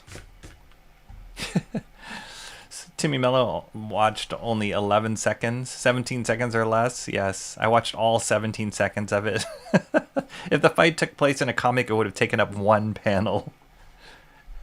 Maybe two. But yeah, it was short. I'm really curious. I guess you can probably easily find out this information, but I didn't take the time to look it up. But I'm curious like how much tickets cost to that event. I mean, people must have known. I've never been to MMA fighting or boxing matches or anything like that. I've never gone to a live event. But I guess that's the risk, right? You got to know that you're going to spend this money on the ticket, and the risk is it could be a really, really short fight, or it could be like the greatest fight of all time. So that's just part of it. But I'm really curious to see how much people spent on tickets to that event. Or maybe it was just more like promo tickets, giveaway tickets or something. But I can imagine like parking, and I'm sure people flew in to see it. And for it to be done that fast, then maybe your seats weren't that great too, because it seemed like it was a large arena. Yeah, and for it to be done that fast, I can't imagine anybody was happy about that. But they must have made a lot of money on it. I know. I think Ronda Rousey got $2 million for being in that fight, and then Gina Carano got like $1 million for being in that fight.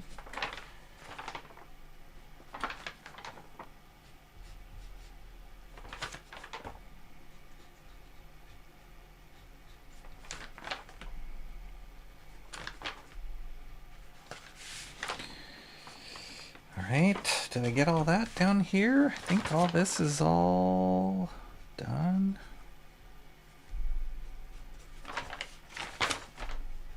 Alright. Let's move on to the letters. I'll just give you guys a quick snapshot. There we go. Doctor Doom. Awesome. I think I'm going to switch to red, just for the heck of it, to do the letters. A red lead. There's something satisfying about seeing a bruised piece of art.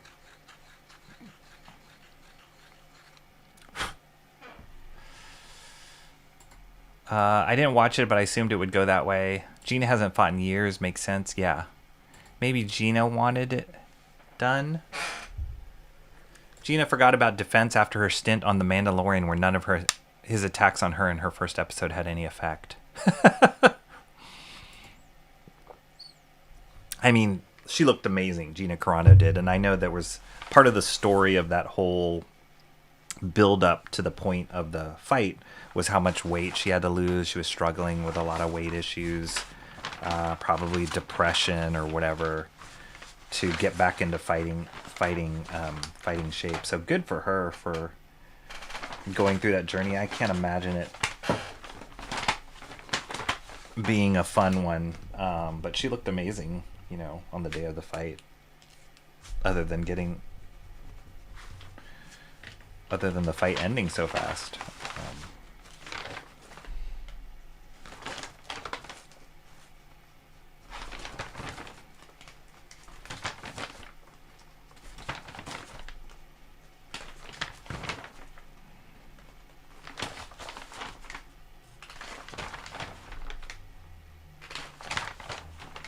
But can you imagine training? How long was she training for? Like a year at minimum to get back into fighting shape? Can you imagine all the hours and days of training and then for it to be done in like 15 seconds? The difference between $1 million and $2 million flashed before your eyes. That's insane. Remind me never to get into MMA fighting.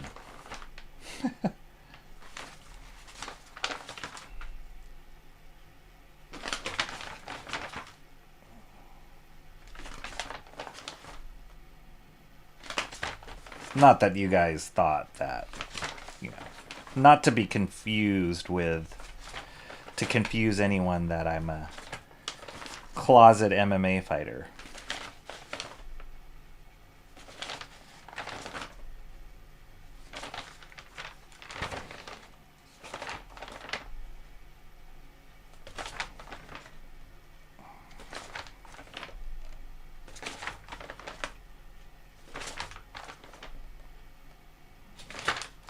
The name Doctor Doom is actually the coolest name ever.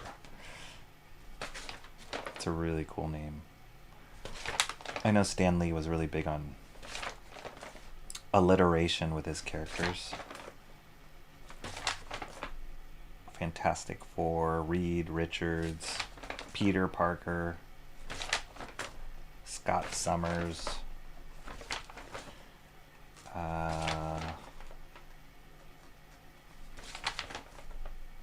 Bruce Banner,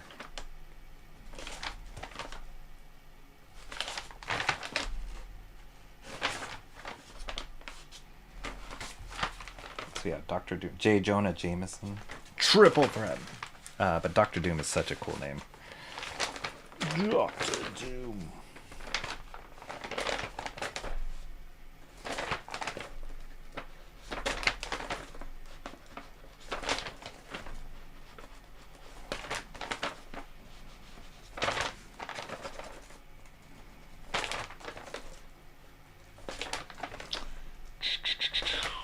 Okay, I'm just trying to blast through this. Then we got one more comic to look at.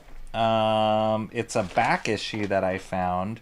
So, Comics Experience, they don't carry much back issues. They have like a section called where they sell like they call them starter sets.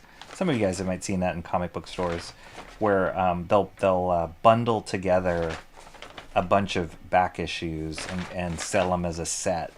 So sometimes they're the whole run of something. Sometimes they're just the first few issues to get you quote unquote started. But those are always fun to look through and see. Whatever. I've picked up some starter sets that I was like, oh, I was always looking for that run. It's nice to see it all in one place where you don't have to hunt for every issue. Like, one of the things I'm reading was a starter set I got from Comics Experience. It was like the Inhuman starter set, and it was drawn by Jose Ladron, who, speaking of Kirby, this guy's been really influenced by Kirby, but he's kind of taken it in his own direction. He's, I believe he's a Spanish artist. But this was back in the 90s that this series came out. But I got this as a starter set. So yeah, that's what they have predominantly at this comic book store as their back issues. But they also have a small section of back issues. I peruse it every now and then. But it doesn't change that much. It doesn't get updated that much. So there's nothing really that I'm looking for that they carry. And the back issues don't go far back enough in time. They're more like modern day back issues. But every now and then I'll find something, and I found this one back issue that is not. It's more of a one shot than it is an issue. And I really like the artist, and I didn't know that it actually even existed until I saw it. So we'll take a look at that in a second. That'll be the last comic thing we'll look at today. And I'll do that after I finish these letters.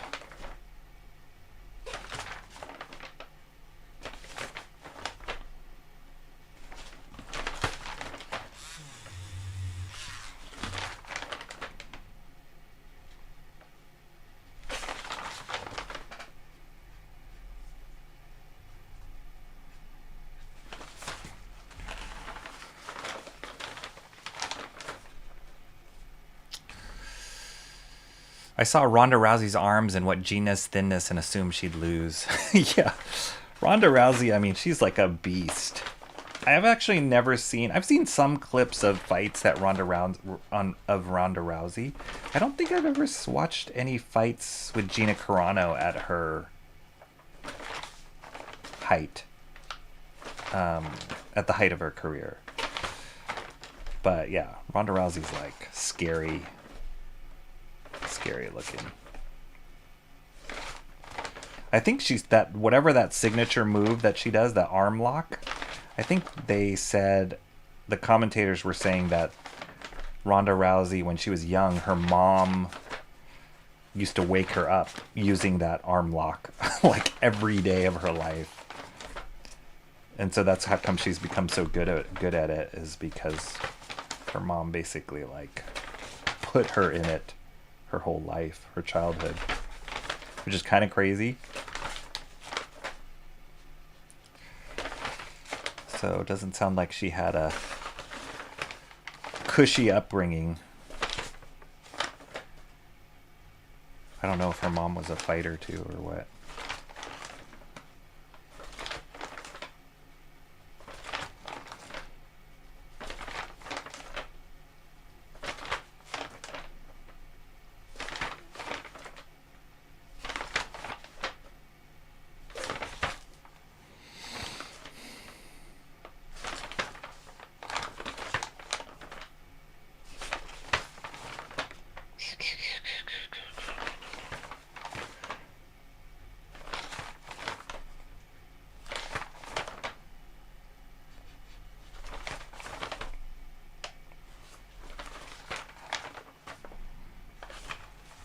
Doom.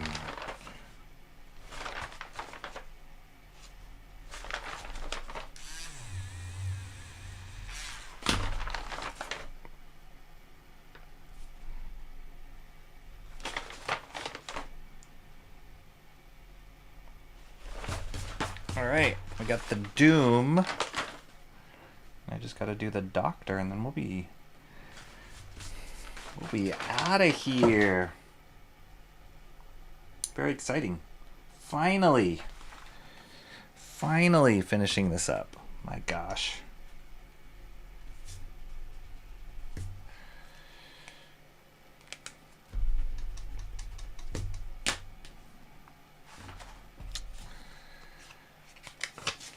Just gonna put another poster here.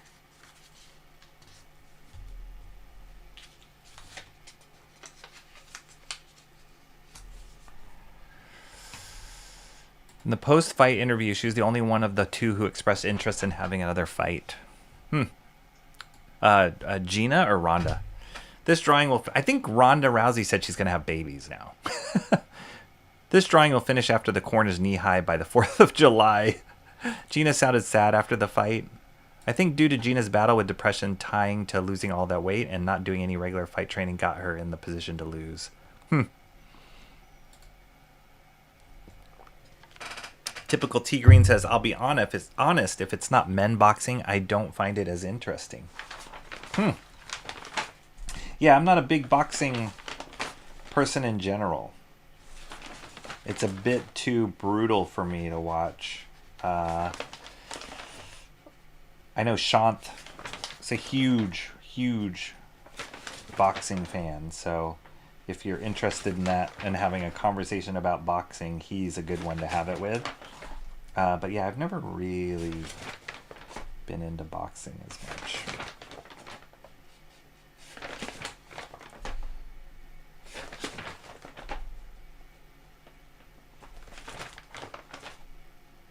Despite one of the greatest boxers of all time, Manny Pacquiao, being Filipino. I never got on board with that.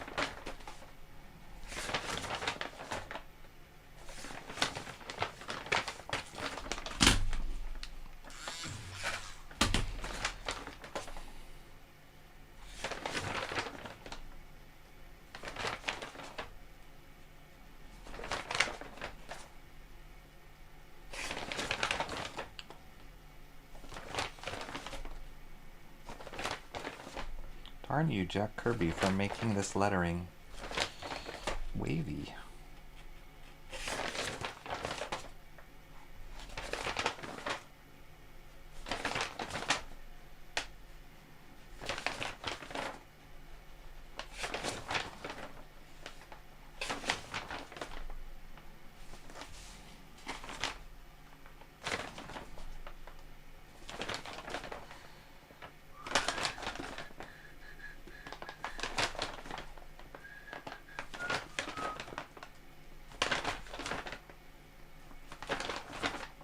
Oh, awesome one. Are you still here? I was telling the chat earlier that whatever that link was, that like whatever hotel or something, that anime series that you shared last time, I totally got like flagged by YouTube for watching that little bit of the intro that we did.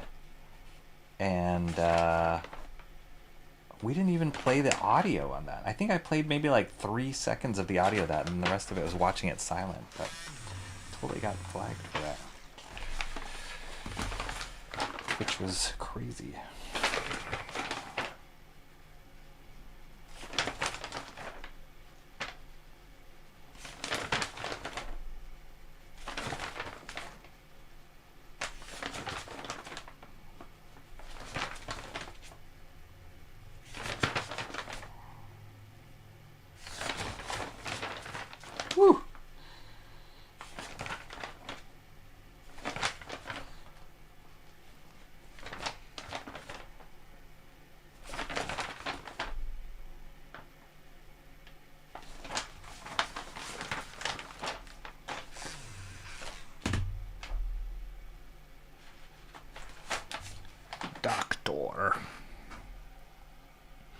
How many actual fights has she been in prior to this? Don't know.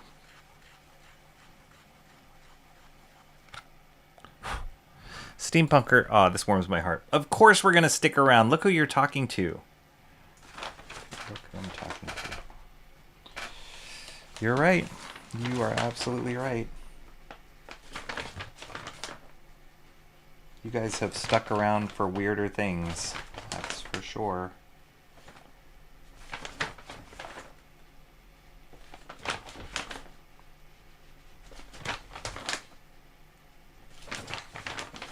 Oh, I saw an obscure...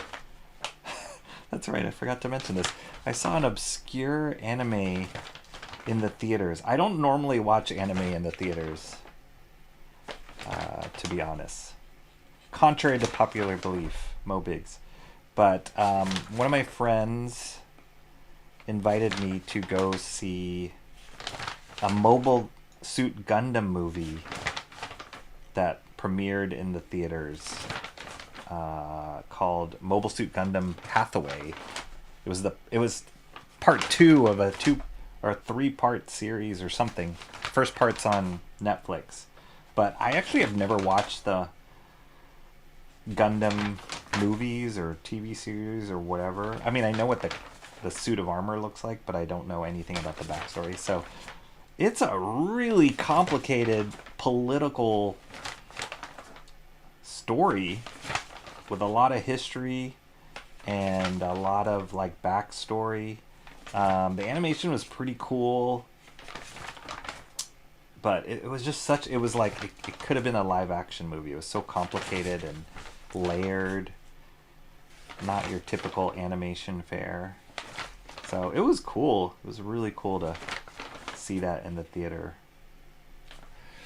And it got me curious about the series too, because there's so much backstory.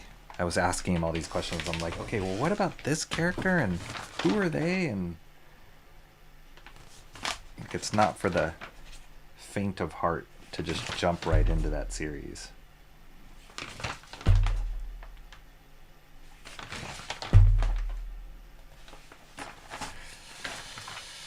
All right, here we go. Last letter, letter D.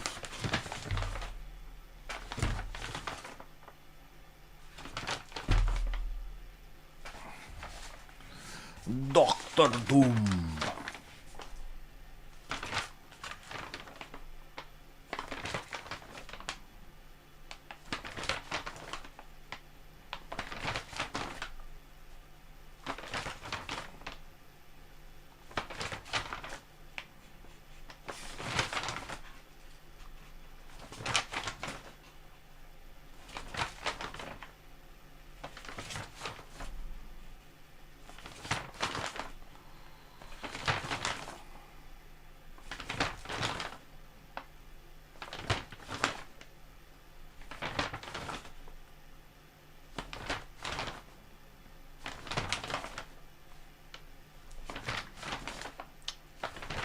Here we go, round in the corner.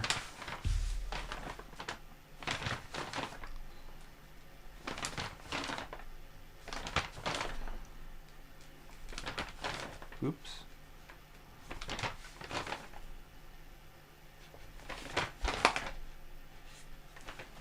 There it is. Oh, what's all this? Oh, it's going to be a bunch of feathering, so we'll just do this.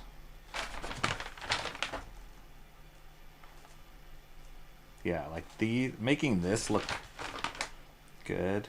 I guess brush looks kind of dry brushish.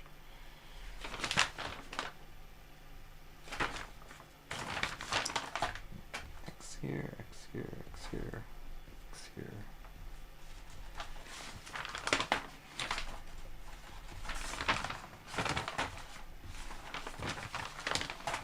X here, X here.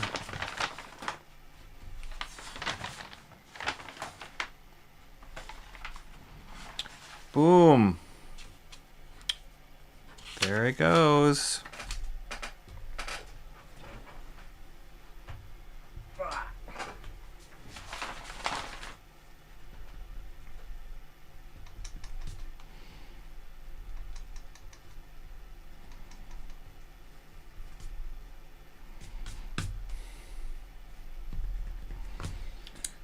check that out.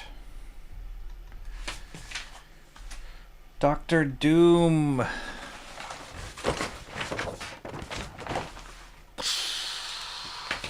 Oh my gosh. That took so long. But it's worth it. Look how cool that is. We'll have to do that signature at the end. Very cool. Awesome one says, I only enjoy fake fighting like wrestling. I used to watch wrestling when I was a kid. Gina and Ronda fight disappointed even me, Emo Trash says. And I was only watching because I was invited to watch. Oh, you went to a watch party. yeah, serious? Imagine how the pig feeder lady would feel if Rocky was dead. It was basically a payday rug pull and scatter for Ronda and Gina. I mean, aren't all those like celebrity fights like that? Just a payday? It was all hyped up for what, 17 seconds? I know when I saw the time code on the live stream or whatever, the live broadcast, it was like 2.5 hours or 3 hours, and then the fight was just a little bit at the end. Yeah, it's true. Who keeps shaving their hair off? Buzz Buzz. Is that a wrestler reference? I think he's referencing this. I don't know what WTF they're watching next to me, but this is becoming a painful experience. Hopefully your mom's side, not what we're doing here. Yes. Maybe lots of bald wrestlers. Mom's friend is watching something on her phone, but Lord have mercy on my ears. Yes. My kids are always saying how like my screen is too bright and the volume's too loud. Old people problems. There's no other way to describe this show as anything more than...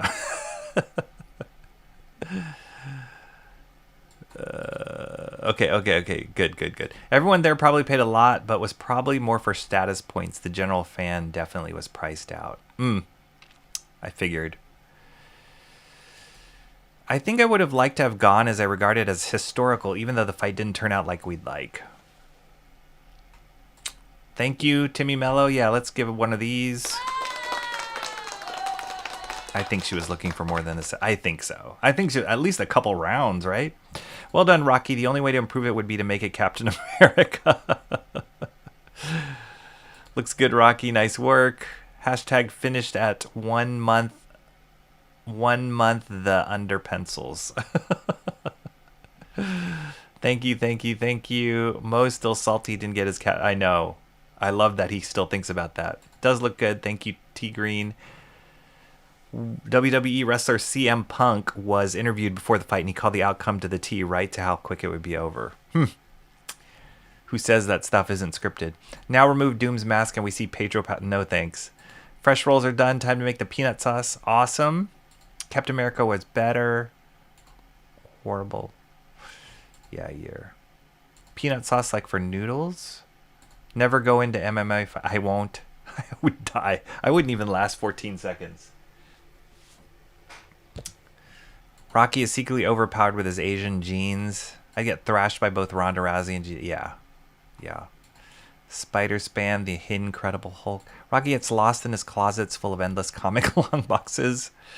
Alliteration helps you remember the character names easier. It does. It really does. Jake G 5883. What's up, Jake G 5883?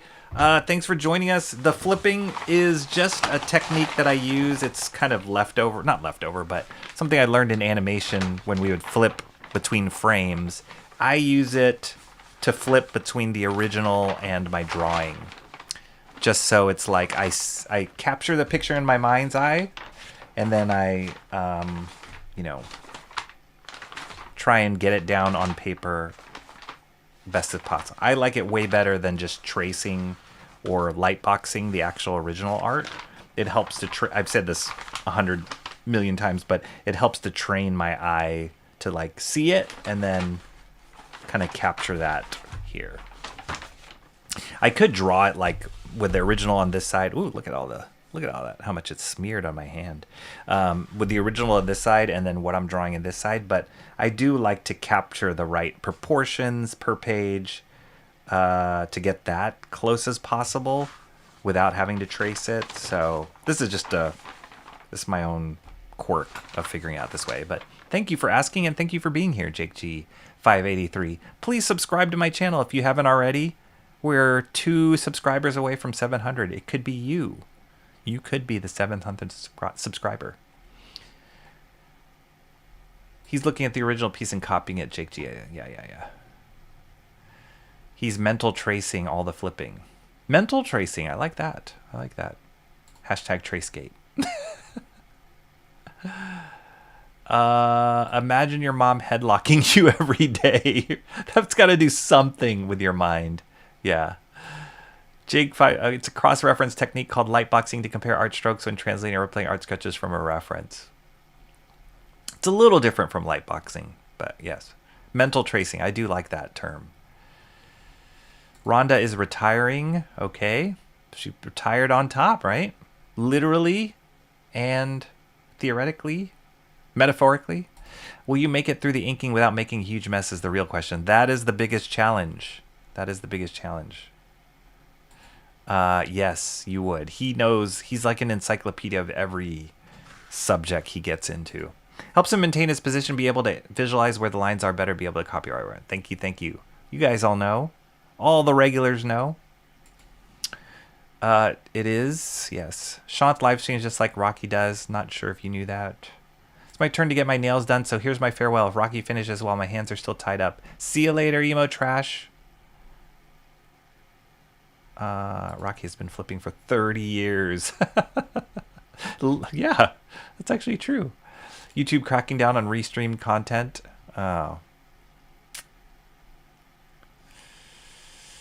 Rocky's done before your fingernails get done. This warms my heart. Don't go getting soft on me, Rocky. Sometimes I forget emo is a woman. Understandable. Mobile Suit Gundam movie. How was it? It was good. It was really good. You gotta know the story though. You can't just watch it blind or cold. You really kind of need to know the backstory because it just throws you in there. It's like watching episode 2 of a 3-episode show, but it was good. It was really good. And some beautiful stuff in there. They have one guy who just designs the displays, like the computer displays that the pilots use, and they're super complicated and awesome. It's like in this like rotating cockpit thing. But they have one artist, like he's listed as the like display designer or something like that just does that. It's awesome. This is an art piece fit for Doom. Yes. Vader's theme, nice. 86 is a great military mech anime that uses orphans to fight. Okay, that sounds awesome. Shanth popped in here earlier. Awesome one. You missed him. Yeah, proportions are tough. Really tough. Page flipping is functional. I thought it was just there to put us viewers to sleep. 86 is great. I don't like mech animes. Okay, I'll have to watch it. Check it out. Aspects of that technique for referencing has helped me immensely in improving my form. Awesome, Timmy Mello. I love to hear that. Okay, guys, before we wrap here, this is the last book I picked up today. Planetary Batman Night on Earth. I'd never heard of it. I love Warren Ellis's writing. I love John Cassidy's artwork. Rest in peace, John Cassidy. He had a huge run on Astonishing X-Men Planetary. That's probably why they got him to do this book. And a bunch of other stuff. For sure. But he's got such a cool... There's something about Cassidy's style that it's like... It feels real, but it's also stylized. And I love how cinematic his stuff feels. A lot of that has to do with his panel layouts. The way he does his panel layouts feel like a movie. And I really appreciate that. But he's awesome. I loved his run on... That's when I first discovered his stuff was Astonishing X-Men. And I've kind of sought out his work afterwards. But I never knew this crossover happened. Planetary Batman Night on Earth.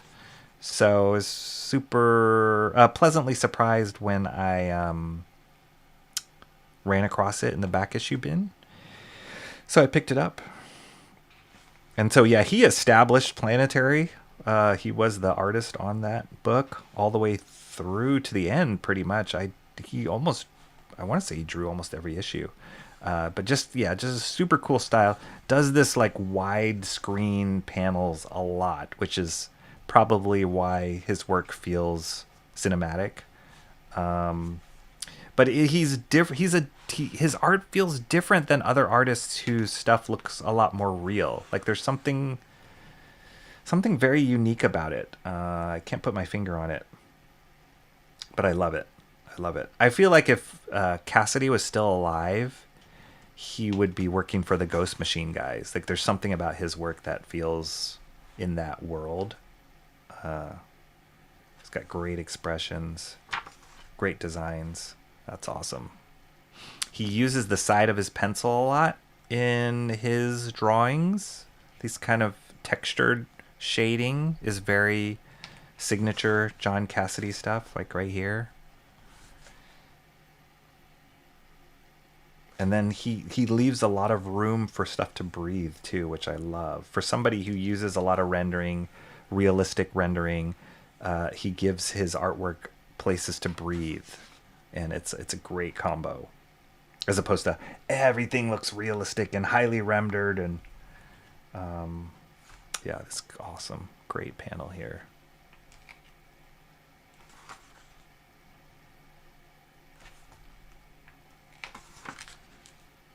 Great fight scenes and really cool staging. Just feel like it could have been storyboarding for feature films. It just makes the characters feel very real.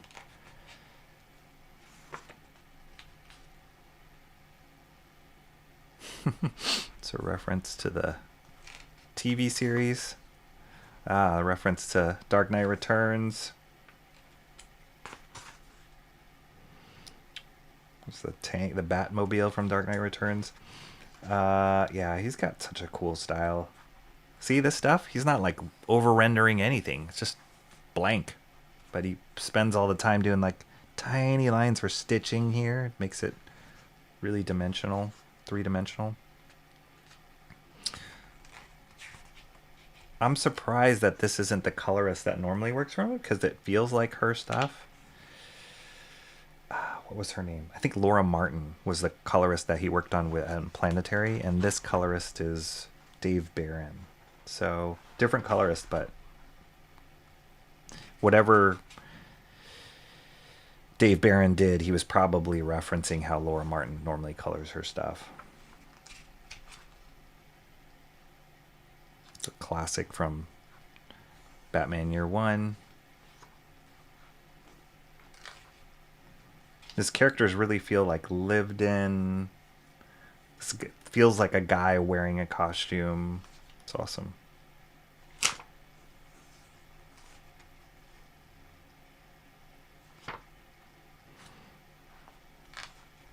Yeah, cool stuff.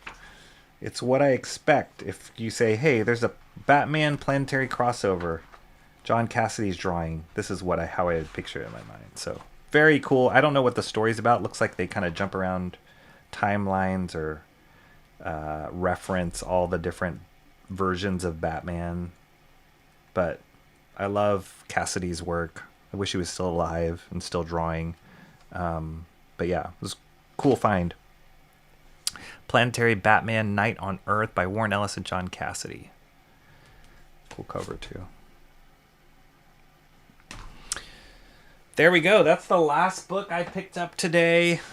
This is the final look at this master study.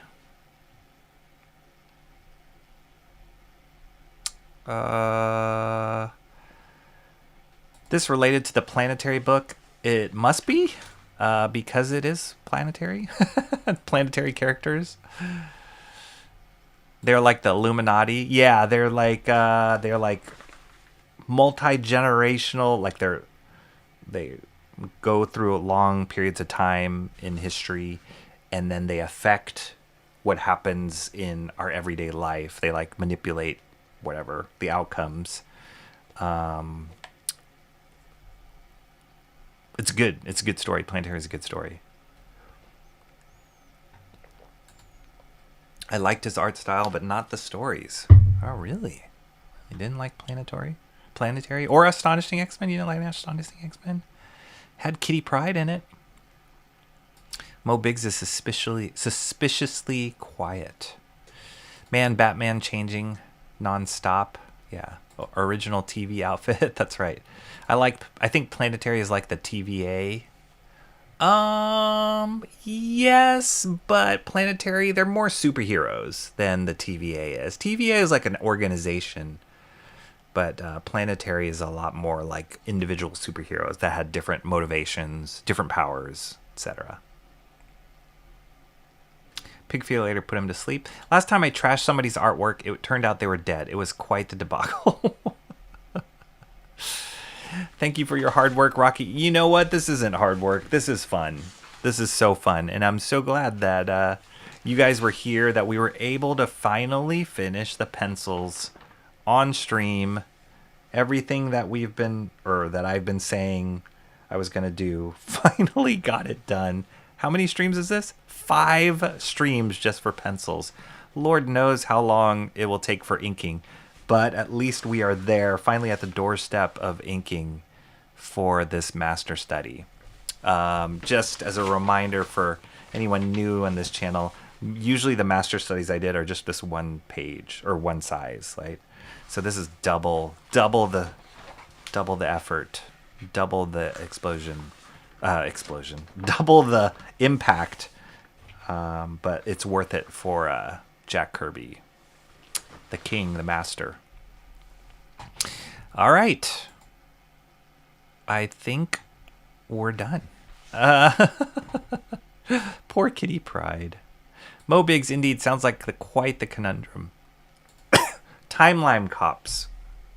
Yeah, I could see that. I'm going to TVA John here. What are these icons? What is that? Tea green. Are those pencils? What are those? Wow, I don't even know what those emojis are. Oh, pencils. Okay, they look really weird on the eCam window, but they look like normal pencils in it. All right, everybody. Thank you so much for joining me. It's been a blast. I'm glad I was able to carve out the time. Almost a 4-hour stream. Holy cannoli. It was worth it. It was worth it. Epic. This stream is bursting at the seams because of Jack Kirby. But next time, Master Study Part 6, Jack Kirby, we will be inking. Hallelujah. And that'll be a whole treat. I'm going to make sure I wear my painting pants for that. Because who knows, I might just be spilling ink all over the place the way that this is going. But it'll be really exciting, and I can't wait to start. And I can't wait for you guys to join me. Please hit the like before you check out of here. I appreciate all the support on this channel. Thank you to channel members that were here. All of you subscribers, and specifically the channel members like Timmy Mello, Cranberry Langers, Mark's Music Obsession. Appreciate all of you guys here. Oh, we'll have to do next stream, we'll have to do some more gift memberships. I think I have 5 more to give in May. That'll be awesome. And come join us on Discord, Fourth Wall, all the things. When I'm not streaming, I am poking my head in there. Would love to have you guys join that conversation as well. 2 subscribers away from 700.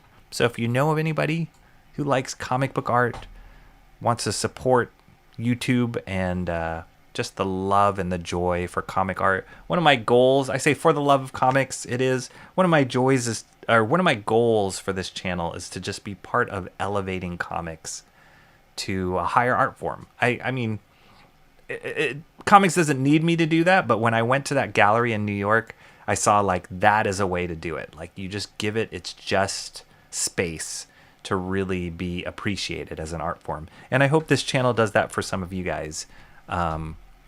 I love doing it, and it's just a joy for me to keep on doing it. So thanks again, you guys. I got to get some exercise in here. It's been awesome hanging with you. I will see you guys next week. Keep your eyes peeled to this channel for any new updates. And till then, have a great Wednesday. Go read some comics, and have a great rest of your week. All right? Take care. Thank you so much. Timmy Mello first in chat. See you later.